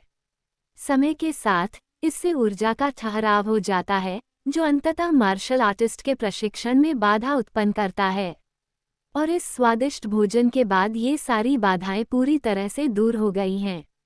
शरीर में अवरुद्ध सारी ऊर्जा न केवल दूर हो गई, बल्कि वह शुद्ध ऊर्जा में परिवर्तित होकर मूल शक्ति के केंद्र का विस्तार करने लगी। भोजन की भरपूर उपलब्धता के कारण वांग हाओ अपने बगल में मौजूद डू सन्नियांग की उपस्थिति को भी भूल गया और यह भी भूल गया कि उसके आसपास विभिन्न जातीय समूहों की 18 बेहद खूबसूरत महिलाएं मौजूद थीं। 10 मिनट से भी कम समय में वांग हाओ ने नदी के सभी 8 स्वादिष्ट समुद्री भोजन को अपने पेट में ठूंस लिया। खाना खत्म करने के बाद वांग हाओ को आखिरकार बिल्कुल भी भूख नहीं लगी और वह पहले से कहीं अधिक ऊर्जावान और तरोताजा महसूस कर रहा था। इस बीच डू सान नियान को खाने का एक टुकड़ा भी नहीं मिला। हालांकि वांग हाओ की आश्चर्यजनक भूख को प्रत्यक्ष रूप से देखकर डू सन्नियान बेहद खुश हुई। खाना खत्म करने के बाद वांग हाओ को समस्या का एहसास हुआ और उसके चेहरे पर एक अजीब सा भाव आ गया। माफ कीजिए सिस्टर डू, यह नदी के किनारे मिलने वाले व्यंजन बहुत ही स्वादिष्ट हैं। मैं इनके स्वाद में इतना खो गया था कि मुझे पता ही नहीं चला कि आपने अभी तक एक निवाला भी नहीं खाया है। आप अपने लिए कुछ और व्यंजन क्यों नहीं मंगवा लेती? _7SH स्टॉप्ड अध्याय 616 राजकुमार 49। कोई जरूरत नहीं, मुझे इतनी भूख नहीं है, डू सान नियांग ने विनम्रता से मना कर दिया। जब भुगतान करने का समय आया तो वांग हाओ को अचानक एहसास हुआ कि वह इस जगह पर नया है और उसके पास योगदान के लिए एक भी पैसा नहीं है। मैं इन 100,000 कंट्रीब्यूशन पॉइंट्स के लिए भुगतान कैसे करूं? जल्दी करने की कोई जरूरत नहीं है, मेरे पास अभी भी पिछले कई सालों से जमा किए हुए काफ़ी सारे योगदान अंक हैं, जो इस भोजन का भुगतान करने के लिए पर्याप्त से कहीं अधिक हैं। ताइवानी उपन्यास वेबसाइटों पर पुस्तकों का विशाल संग्रह है, आप इन्हें कभी भी .com पर पढ़ सकते हैं। अंततः बिल का भुगतान डू सान नियांग ने ही किया। वांग हाओ के पास बहुत सारी ऐसी सामग्रियां थीं जिन्हें योगदान अंकों के बदले में दिया जा सकता था, लेकिन ये प्रक्रिया काफ़ी परेशानी भरी थी, इसलिए ये भोजन केवल डू सानियांग की कृपा से ही संभव हो पाया।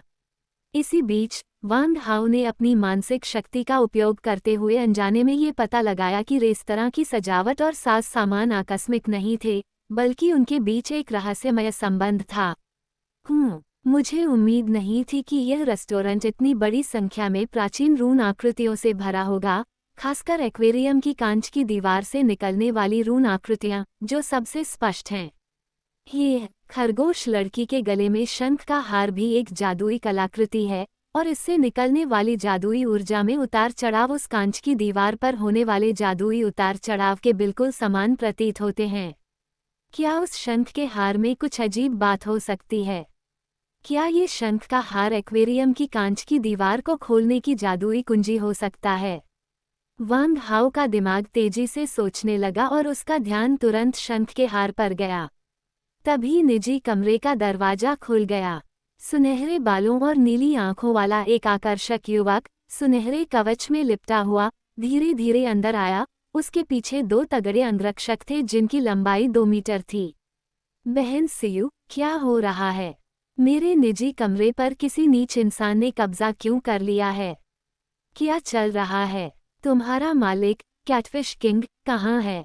उसे यहाँ बुलाओ। खरगोश औरत वाली लड़की ने जाहिर तौर पर इस दृश्य के वास्तव में होने की उम्मीद नहीं की थी, और उसका चेहरा तुरंत असहज हो गया।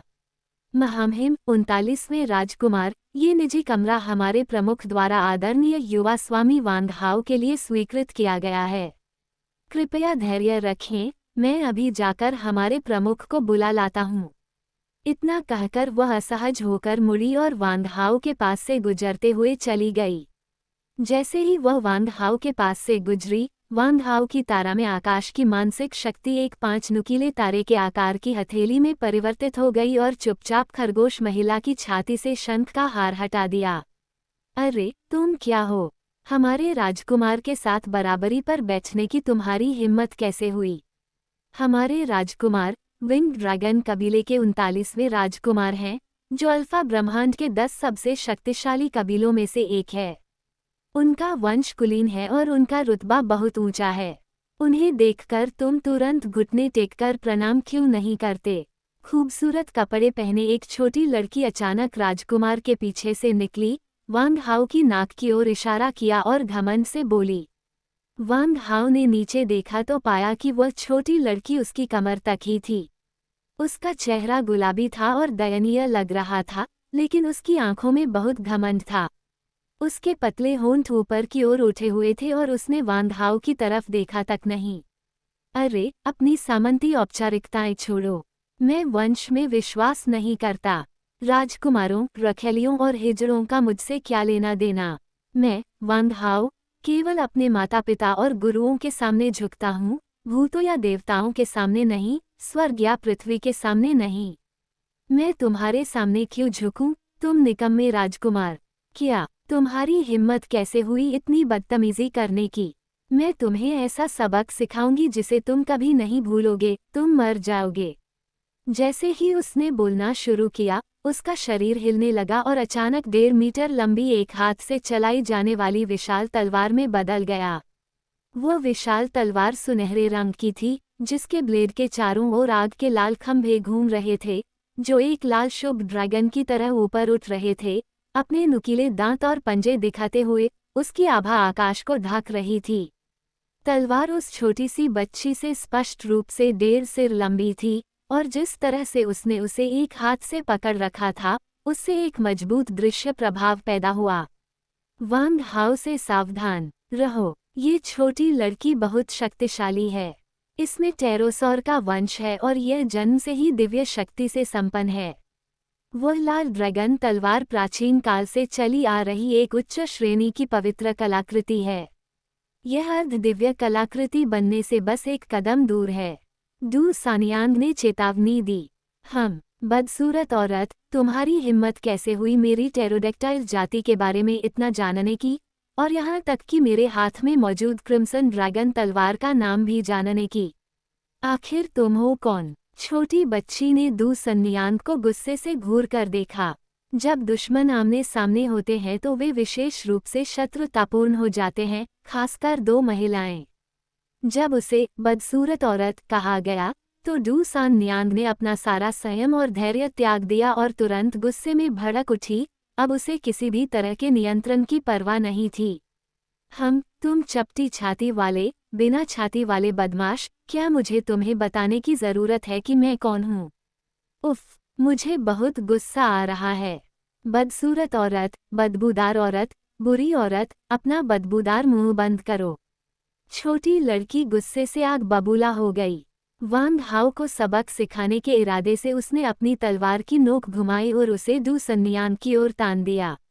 भाड़ में जाओ। छोटी बच्ची ने बड़ी तलवार को इतनी सहजता से चलाया मानो वो कोई खिलौना हो, और उसे डू सन्नियांग की ओर जोरदार प्रहार किया।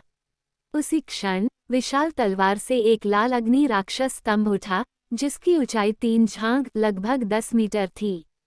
इसकी भीषण गर्मी से आसपास के वातावरण का तापमान पल भर में 10 डिग्री सेल्सियस से अधिक बढ़ गया। इसके अद्भुत प्रभाव ने आसपास मौजूद सभी लोगों को पीछे हटने पर मजबूर कर दिया।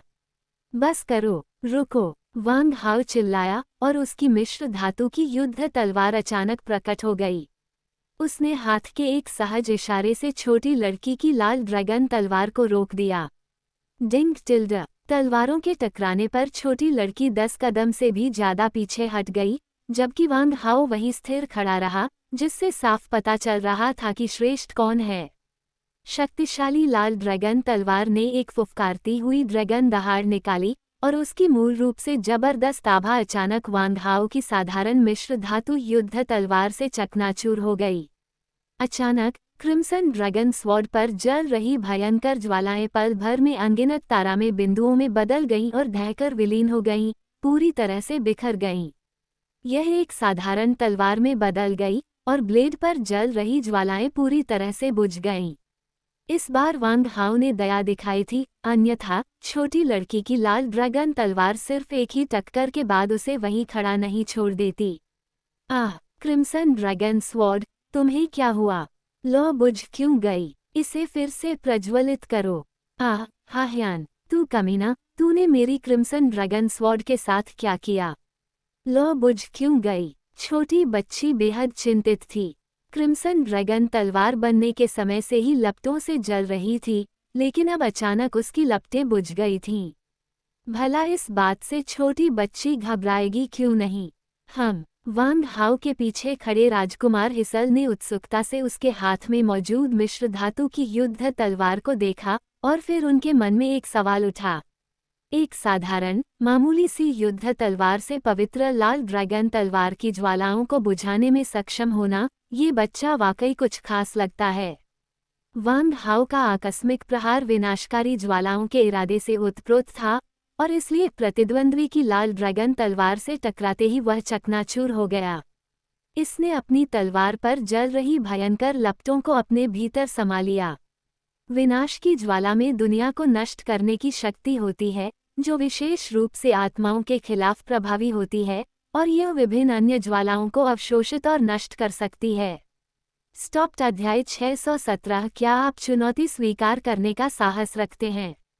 क्रिम्सन ड्रैगन तलवार द्वारा ज्वालाओं को बुझाने के बाद तलवार कुंद और निर्जीव हो गई और उसकी जबरदस्त आभा गायब हो गई। इस वेबसाइट का डोमेन नाम याद रखें, Taiwan novel network _TKN COM बेहद शक्तिशाली। ठीक वैसे ही जैसे कोई जीवंत दिखने वाला उग्र अजगर बुढ़ापे से मर गया हो, जिसकी शक्ति समाप्त हो गई हो। महमहिम, पीछे हट जाइए। इस युवक को संभालना आपके बस की बात नहीं है। राजसी भाई, आपको मेरी तरफ से इस बदमाश को सबक सिखाना होगा।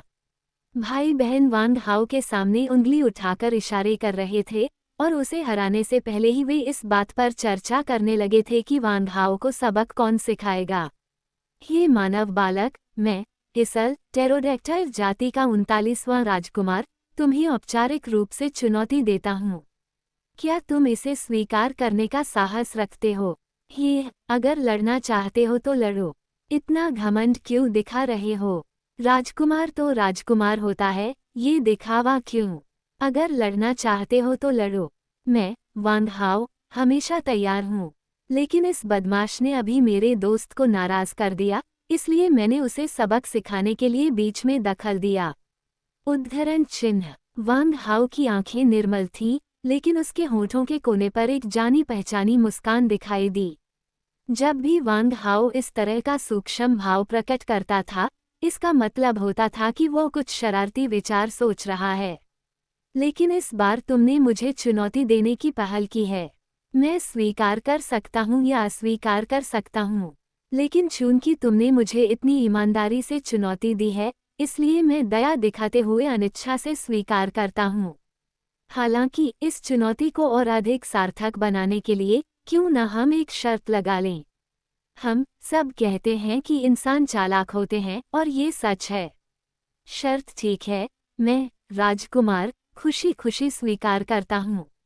अगर तुम हार गए तो तुम्हें पूरी तरह से मेरे सामने झुकना होगा और जब भी तुम मुझे देखो, मेरे सामने सिर झुकाना होगा। 39वें राजकुमार से एक शक्तिशाली आभा निकलती थी और उनमें स्वाभाविक रूप से वीरता की भावना जागृत होती थी। ठीक है, अगर तुम हार गए तो भी यही होगा। तुम्हें हर बार मुझसे मिलने पर विनम्रता दिखानी होगी और मेरे सामने सिर झुकाना होगा। वांग हाओ, तुम्हारी हिम्मत कैसे हुई? हमारे राजकुमार अद्वितीय प्रतिभा के धनी हैं, वे तुम्हारे जैसे घुन से कैसे हार सकते हैं? उनके पीछे खड़े एक रक्षक ने गुस्से से घूरते हुए कहा। राजकुमार, मेरी तरफ से इस मानव खलनायक को सबक सिखाओ। वांग हाओ ने दूसरे पक्ष के अहंकार और उनके तथाकथित शाही वैभव और राजसी आभा को पूरी तरह से नजरअंदाज करते हुए इसे सरासर बकवास करार दिया। यदि वह कोई साधारण व्यक्ति होता, औसत दर्जे की ताकत वाला कोई व्यक्ति होता, तो वह उससे निकलने वाली शाही आभा से मोहित हो सकता था। लेकिन वांग हाओ ऐसा नहीं करेगा। जिस क्षण वांग हाओ ने इस तथाकथित टेरोसौर वंश के राजकुमार को पहली बार देखा, उसे उसके भीतर ड्रैगन रक्त का एक हल्का सा अंश महसूस हुआ। स्वर्गत्व को थप्पड़ मारने की प्रणाली। हालांकि प्राचीन काल में इस प्रकार की ड्रैगन वंश परंपरा ड्रैगन जाति की एक गौण शाखा मात्र थी, जिसे सामूहिक रूप से उप ड्रैगन वंश परंपरा वाले मिश्रित ड्रैगन के रूप में जाना जाता था। ड्रैगन अपनी कामुक प्रकृति के लिए जाने जाते हैं और इसलिए प्राचीन काल में सच्चे ड्रैगन राजाओं की वास्तविक ड्रैगन वंश के अलावा ऐसे उप ड्रैगन भी थे जो ब्रह्मांड में अन्य जातियों के साथ मिलकर प्रजनन करते थे। शायद टेरोसौर प्रजाति ऐसी ही रही होगी। दूसरे पक्ष द्वारा जारी की गई कमजोर रक्त शक्ति से वांग हाओ ने अनुमान लगाया कि उसके भीतर केवल प्राचीन काल की सबसे बाहरी उप ड्रैगन रक्त शक्ति ही मौजूद थी। वांग हाओ के असली ड्रैगन वंश की तुलना में एक पृथ्वी पर है और दूसरा स्वर्ग में। प्राचीन काल में असली ड्रैगन जाति ही एकमात्र वैध ड्रैगन जाति थी, जबकि तथाकथित संकर ड्रैगन और उप ड्रैगन अशुद्ध रक्त वाले मिश्रित ड्रैगन से ज्यादा कुछ नहीं थे। उनकी स्थिति स्वाभाविक रूप से अतुलनीय है। इसलिए वांग हाओ अपने वंश के इस दबाव का सामना करने पर बिल्कुल भी नहीं डरा। हालांकि उसके पीछे खड़ी दू सानियांग को स्थिति से निपटने में कुछ परेशानी हो रही थी। उसकी साधना का स्तर केवल 9वें दर्जे के मध्य में था, जो 9वें दर्जे के शिखर पर मौजूद 39वें राजकुमार से 2 स्तर नीचे था। इसके अलावा दू सानियान के पास कोई विशेष वंश नहीं था, इसलिए उसे इस वंश के दबाव का सामना करने में कुछ कठिनाई हो रही थी। दू सानियान की दुर्दशा को भांपते हुए वांग हाओ ने उसे अपने पीछे से बचाने के लिए अपनी वंशानुगत शक्ति का प्रयोग किया। वांग हाओ की वंशानुगत शक्ति से सुरक्षित दू सानियांग ने अंततः अपने शरीर पर पड़ रहे दबाव को तुरंत गायब होते हुए महसूस किया। उसकी सांसें और दिल की धड़कन भी सामान्य हो गईं। ये वंशानुगत शक्ति तो जानी पहचानी सी लग रही है। दरअसल ये हमारे वाइवरन कबीले की वंशानुगत शक्ति से कुछ मिलती जुलती है, लेकिन यह उससे भी कहीं अधिक उन्नत प्रतीत होती है। धिक्कार है, आखिर यह मानव बच्चा कौन है? 39वें राजकुमार को गहरा सदमा लगा। लेकिन जो बात उन्हें और भी ज्यादा चौंका गई वह थी इसके बाद की घटना। अचानक वांग हाओ का पूरा शरीर धुंधला हो गया। अगले ही पल 39वें राजकुमार हिसल को अपने ऊपर मंडराते हुए एक भीषण संकट का एहसास हुआ। ये तो बेहद तेज गति है। हालांकि निरंकुश सत्ता के सामने सबसे तेज गति भी व्यर्थ है। 39वें राजकुमार की आंखों की पुतलियां अचानक कांप उठीं और पल भर में उनकी मूल रूप से काली पुतलियों के बीचों बीच एक दरार खुल गई। यह एक अविश्वसनीय रूप से गहरी अथाह खाई की तरह है। टेरोसौर वंश, टेरोसौर आंख। अचानक 39वें राजकुमार ने एक भयानक दबाव उत्पन्न किया जिससे उसके दोनों अंगरक्षक बेबस हो गए और 100 मीटर पीछे हट गए। निम्नलिखित भाग पिछले पाठ लाड़ प्यार से पली भगोड़ी पत्नी विशैली राजकुमारी से असंबंधित है। छोटी बच्ची भी 50 कदम पीछे हट गई। वांग हाओ ने अपनी तलवार म्यान में डाल ली थी और उसके लोहे के दो मुंह के पहियों की तरह तेज हिसल के चेहरे की ओर घूमे। वांग हाओ ने यह मुक्का लापरवाही से मारा, फिर भी इसमें अनजाने में ही इरादा समाहित था और उसने अपने प्रतिद्वंद्वी की ओर मुक्का मारते हुए शिंगई क्वान के सार को अपनी मुट्ठी में समाहित कर लिया। टकराना, मुक्का लगा, लेकिन अजीब बात यह थी कि 39वें राजकुमार हिसल की नाक से महज 1 इंच दूर किसी प्रकार की रक्षात्मक बाधा ने उसे रोक दिया। वांग हाओ के शक्तिशाली मुक्के से धुंधली रोशनी की ढाल चकनाचूर हो गई, हर तरफ चिंगारियां उड़ने लगीं और वह ढहने की कगार पर थी। कितनी जबरदस्त शारीरिक शक्ति है। मुझे डर है कि शक्ति की प्रतियोगिता में मैं इस इंसान के बच्चे से हार जाऊंगा। हालांकि मैंने अपनी वंशानुगत शक्ति को सक्रिय कर लिया है और अपने कुल की सबसे शक्तिशाली तकनीक पेनलोन शील्ड सीख ली है, जो 1000 ड्रैगन की शक्ति को भी झेल सकती है। यहाँ तक कि एक शिखर स्तर का तार्किक विशेषज्ञ भी पेनलोन शील्ड की रक्षा को भेद नहीं पाएगा। एक मुक्के के वार से वांग हाओ अपने ही मुक्के के झटके से पीछे की ओर गिर पड़ा और उसका शरीर तेजी से पीछे हट गया। कितना शक्तिशाली बचाव! हालांकि मैंने इस मुक्के में अपनी पूरी ताकत का इस्तेमाल नहीं किया, फिर भी इसमें 100 ड्रैगन के बराबर शक्ति थी, फिर भी प्रतिद्वंद्वी इस बचाव को भेद नहीं सका। वांग हाओ ने जैसे ही एक मुक्का मारा, उसे तुरंत एहसास हुआ कि उसके प्रतिद्वंदी का बचाव बेहद मजबूत है। वो केवल बल प्रयोग से नहीं जीत सकता था। केवल शारीरिक बल से रक्षा पंक्ति नहीं टूटेगी, इसलिए मुझे अपना सबसे शक्तिशाली प्रहार आजमाना होगा। हालांकि ये प्रहार बहुत शक्तिशाली है।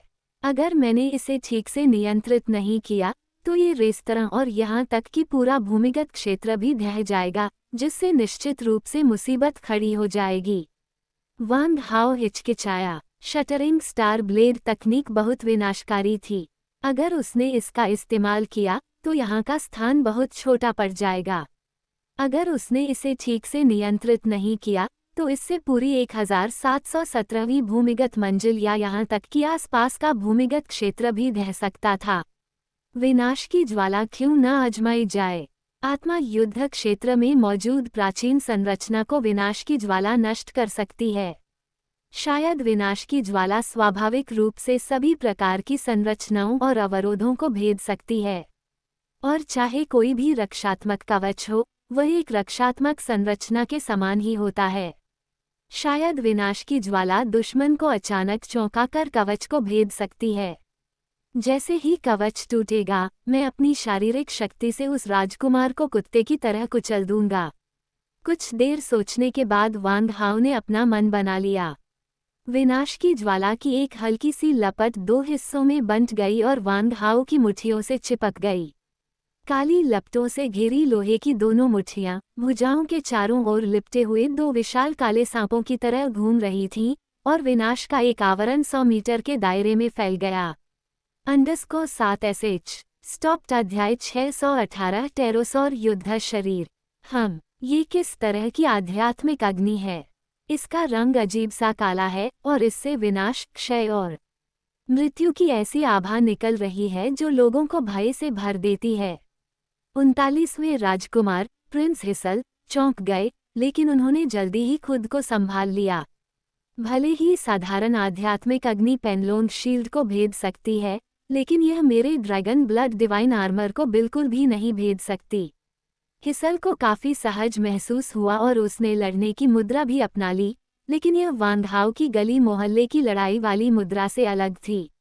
हिसल का शारीरिक हावभाव काफी उचित था, आक्रमण और बचाव का अच्छा संतुलन था और उससे एक शाही आभा झलक रही थी।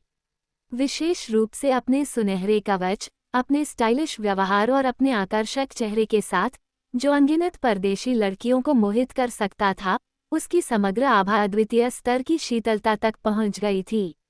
उसके आसपास मौजूद 18 विदेशी लड़कियां, जिनमें वह छोटी बच्ची भी शामिल थी, उसकी अदाओं से तुरंत मोहित हो गईं। महामहिम कितने सुंदर हैं। महामहिम आप अद्भुत हैं। महामहिम आप अद्भुत हैं। ... डू सन्यान को छोड़कर वहां मौजूद सभी महिलाएं हेसल पर पूरी तरह से मोहित थीं। यहाँ तक कि डू सन्यान भी कुछ समय के लिए बचकानी भावनाओं से अभिभूत हो गई थी, लेकिन वह जल्दी ही संभल गई। वांग हाओ, तुम्हें सावधान रहना होगा। टेरोसौर जाति में प्राचीन ड्रैगन जाति का रक्त है और उनका शरीर इतना शक्तिशाली है कि वे लगभग अमानवीय हैं। इसके अलावा वे अपने प्राचीन रक्त को जागृत करके टेरोसौर युद्ध शरीर में रूपांतरित हो सकते हैं। उच्च स्तर के विरोधियों को चुनौती देना उनके लिए खाने पीने जितना आसान है। तुम्हें बहुत सावधान रहना होगा। डू सन्यान ने चिंता से उसे याद दिलाया।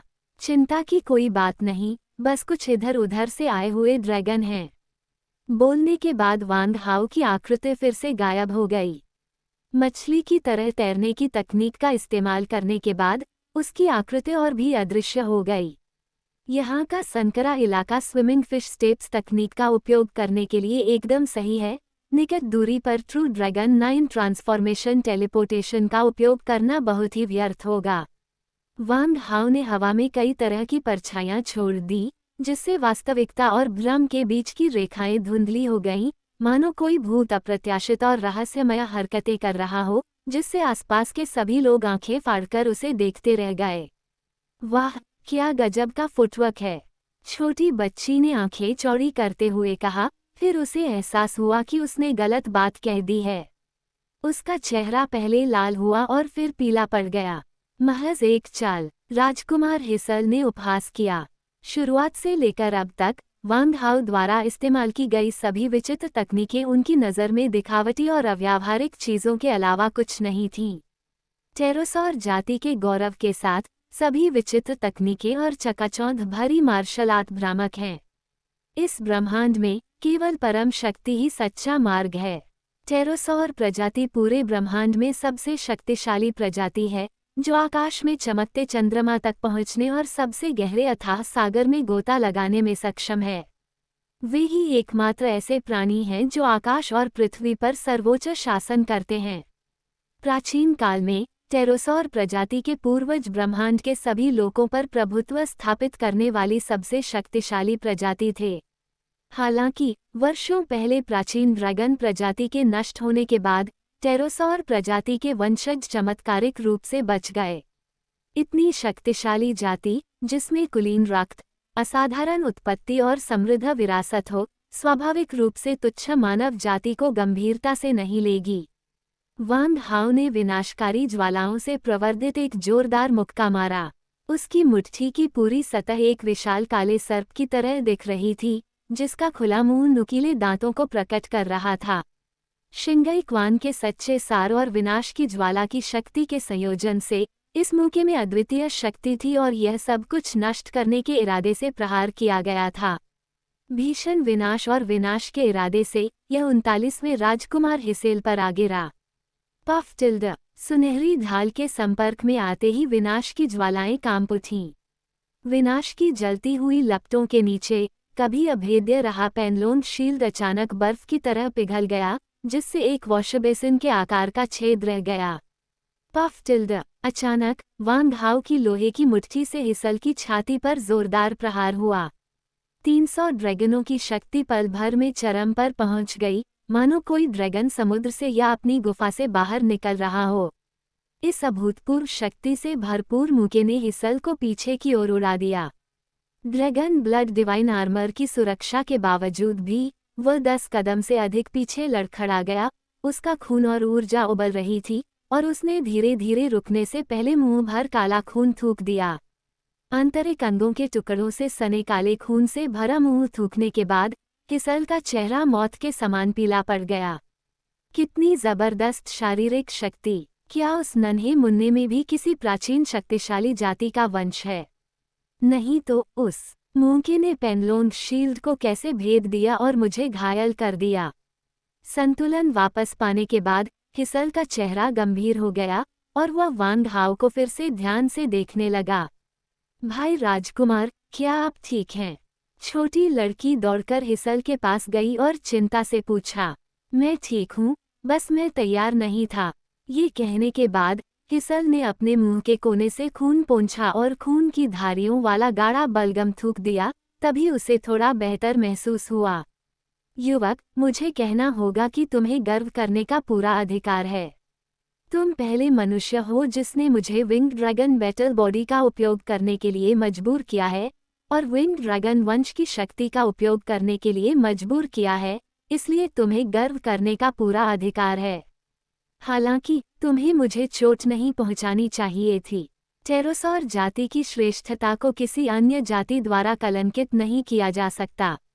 तुम मर सकते हो। जैसे ही उसने बोलना समाप्त किया, हिसल के शरीर से अचानक चमकीले लाल रक्त की धुंध के गुबार निकले और गाढ़े रक्त और ऊर्जा की परतें उठते हुए धुएं की तरह पल भर में उसके पूरे शरीर को घेर लिया। Click click click click tilde.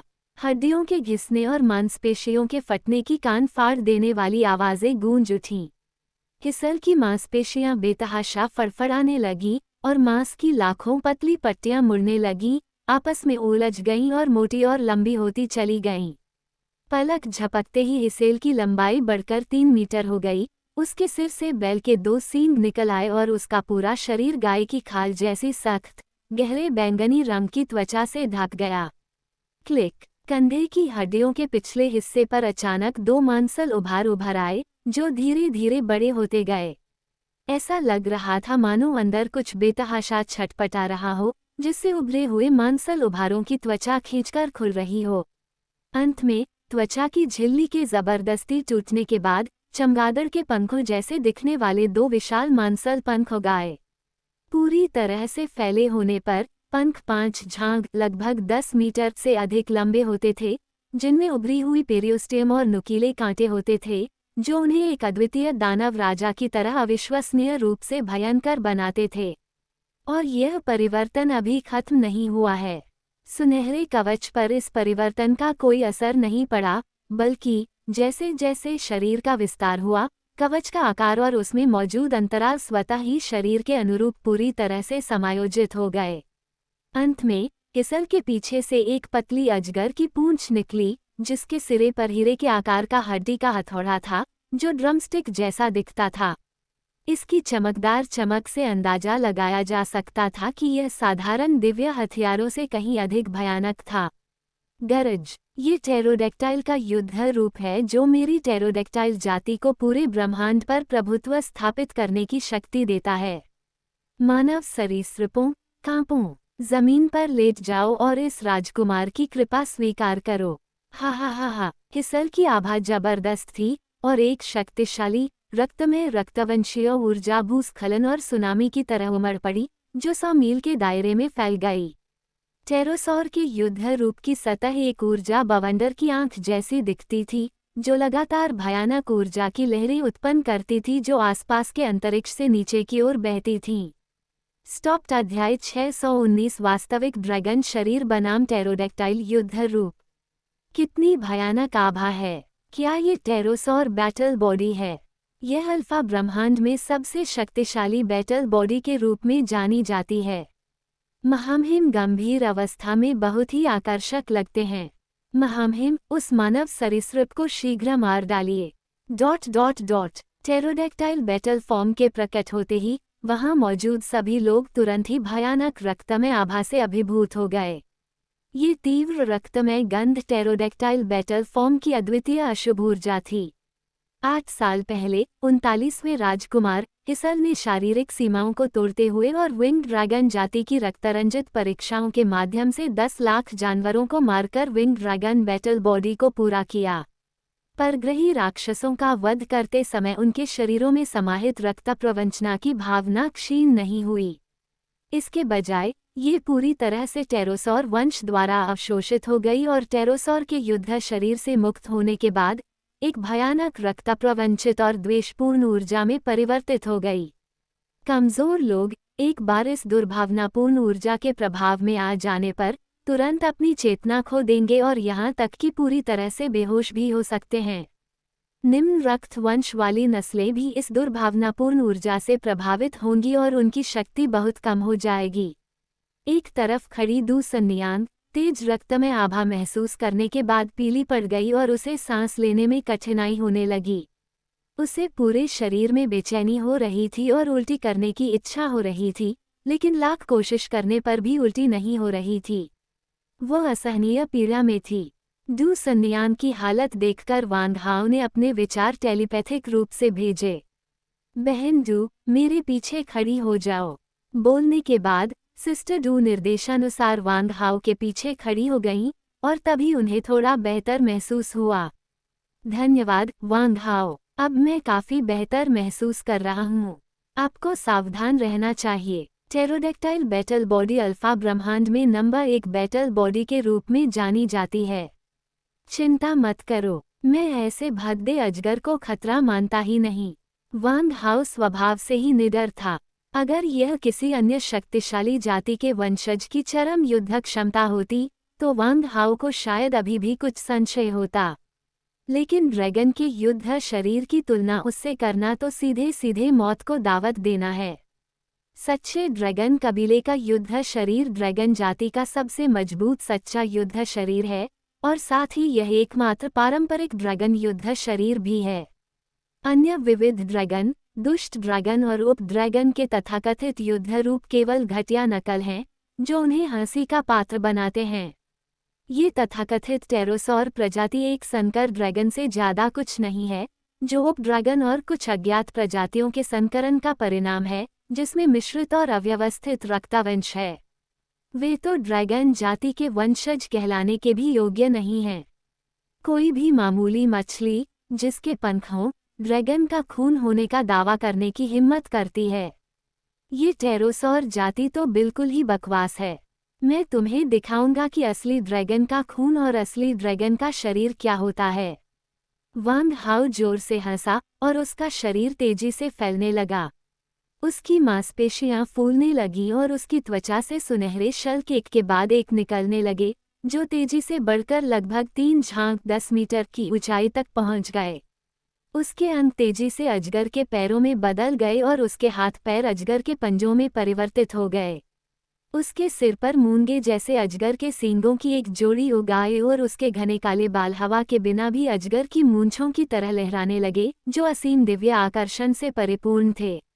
जगह तंग थी, इसलिए आवाजाही को आसान बनाने के लिए वांग हाओ ने अपने मानव रूप को बनाए रखते हुए अपने शरीर को फिर से 3 मीटर लंबा कर लिया। जब वांग हाओ ने अपनी इच्छा से एक सच्चे ड्रैगन के शरीर में रूपांतरित किया तो सभी लोग इतने आश्चर्यचकित रह गए कि वे अपनी आंखें बंद नहीं कर पाए। खास तौर पर वह छोटी बच्ची आंखें फाड़कर ऐसे घूर रही थी मानो उसने दुनिया की सबसे भयानक या सबसे अविश्वसनीय चीज देख ली हो और उसका चेहरा भावहीन हो गया था। आह, ये क्या ये हमारे पूर्वज का असली ड्रैगन रूप नहीं है? वो दुष्ट मनुष्य हमारे पूर्वज जैसा हूबहू कैसे बन गया? इस समय मानव शरीर को बनाए रखने के अलावा वांग हाओ के अन्य अंग मूल रूप से 5 पंजों वाले सुनहरे ड्रैगन से भिन्न नहीं थे।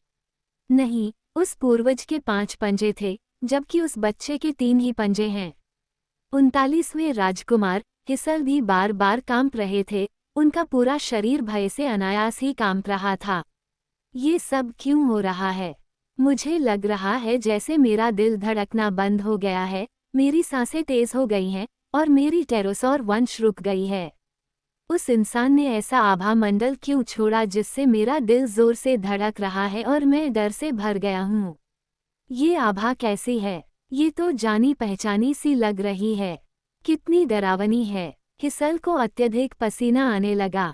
वांग हाओ की वंश परंपरा की भयावह शक्ति को महसूस करने के बाद उसका टेरोडेक्टाइल युद्ध शरीर पहली बार जम गया और उसके हृदय में पूजा करने की एक अजीब सी भावना उत्पन्न हुई। उस इंसान में ड्रैगन के खून की आभा क्यों है?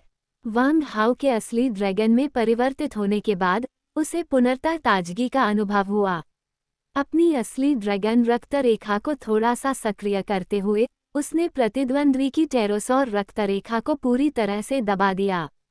सच्चे ड्रैगन की शक्ति के सामने कोई भी नकली ड्रैगन, दुष्ट ड्रैगन, उप ड्रैगन या अन्य प्रकार का ड्रैगन उसकी शक्ति के आगे झुकने के लिए बाध्य है। अरे, असंभव! मैं हिसल टेरोसॉर जाति का एक प्रतिभाशाली व्यक्ति हूँ, सिंहासन का उत्तराधिकारी बनने और इतिहास में सबसे कम उम्र का ड्रैगन सम्राट बनने का सबसे होनहार उम्मीदवार हूँ। टेरोडेक्टाइल फिस्ट तोड़ो। 39वें राजकुमार ने वांग हाओ के शरीर से मुक्त हुई सच्ची ड्रैगन रक्तरेखा की दमनकारी शक्ति का पुरजोर विरोध किया, साथ ही वांग हाओ पर हमला करने के लिए अपनी अंतिम तकनीकों का प्रयोग किया। असली ड्रैगन वंश के दमन के कारण जब हिसल टेरोसॉर युद्ध शरीर में परिवर्तित हुआ तो उसकी शक्ति 30% तक कम हो गई और वह अधिकतम अपनी शक्ति का केवल 70% ही लगा सकता था। हालांकि पूरी तरह से उजागर होने पर 70% शक्ति पर भी इसमें कम से कम 300 ड्रैगन के बराबर शक्ति होती है। 30 अरब जिनकी यह शक्ति पूरी तरह से दिव्य लोहे के समान कठोर अजगर के पंजे पर केंद्रित थी। इसकी शक्ति किसी माउंट ताई के गिरने से कम नहीं थी, जिसका शिखर सीधे नीचे की ओर गिर रहा हो। लेकिन वांग हाओ बिल्कुल भी विचलित नहीं हुआ। उसने चुपचाप सच्चे ड्रैगन के 9 रूपांतरणों को सक्रिय किया, जिससे ड्रैगन मोती के भीतर ड्रैगन ऊर्जा में तीव्र उछाल आया। ड्रैगन शक्ति की धाराएं उसके पूरे शरीर में प्रवाहित हुईं और अंततः उसकी दाहिनी भुजा पर आकर केंद्रित हो गईं। Boom tilde. 2 विशालकाय अजगरों के पंजे आपस में टकराए, जिससे एक भयानक भूकंपीय तरंग उत्पन्न हुई, मानो पहाड़ ढह गए हों, धरती फट गई हो और दुनिया नष्ट हो गई हो। ध्वनि की गूंज से पूरा वातावरण हिल गया और जो लोग पहले ही कमरे से बाहर निकल चुके थे वे भी इस आश्चर्यजनक भूकंपीय तरंग के कारण कमरे से बाहर धकेल दिए गए। जो भी यहाँ खड़ा हो सकता है, यहाँ तक कि चाय और पानी परोसने वाला एक साधारण वेटर भी, उसमें कम से कम 9वीं रैंक के शुरुआती चरण जितनी ताकत होनी चाहिए। हालांकि मुट्ठियों की टक्कर से उत्पन्न ध्वनि विस्फोट के बावजूद जोशन कॉम को अलग अलग स्तर की आंतरिक चोटें आईं। डू सन्नियान पूरे समय वांग हाओ के पीछे खड़ी रही और वांग हाओ की सुरक्षा के कारण उसे जरा भी चोट नहीं आई। फिर भी उन दोनों को लड़ते हुए देखकर डू सन्नियांग इतनी भयभीत हो गई कि उसे पसीना आने लगा। डू सन्नियांग ने पहले ही वांग हाओ की ताकत का उच्च मूल्यांकन किया था, लेकिन अब ऐसा लगता है कि वांग हाओ की ताकत के बारे में उसका पिछला आकलन एक गंभीर रूप से कम आंका गया था। ये जानना महत्वपूर्ण है कि 39वें राजकुमार प्रिंस हिसल विंग ड्रैगन टीम के कप्तान हैं, जो शीर्ष 100 टीमों में से एक है और 39वें स्थान पर है और उनकी ताकत भयावह है। लेकिन अब वांग हाओ उसे लगातार दबाने में सक्षम है, उसे इतनी बुरी तरह पीट रहा है कि उसके पास पलटवार करने का कोई रास्ता ही नहीं बचा है। इस समय वांग हाओ ने न केवल अपनी पूरी ताकत का इस्तेमाल नहीं किया, बल्कि हिसेल के साथ लड़ाई के दौरान वह काफी शांत और संयमित भी दिखाई दिए। ऐसा लगता है कि वांग हाओ की ताकत स्टार टीम के शीर्ष 50 कप्तानों के स्तर तक या उससे भी कहीं अधिक पहुंच गई है। हालांकि ये केवल वांग हाओ की वर्तमान प्रदर्शित शक्ति पर आधारित एक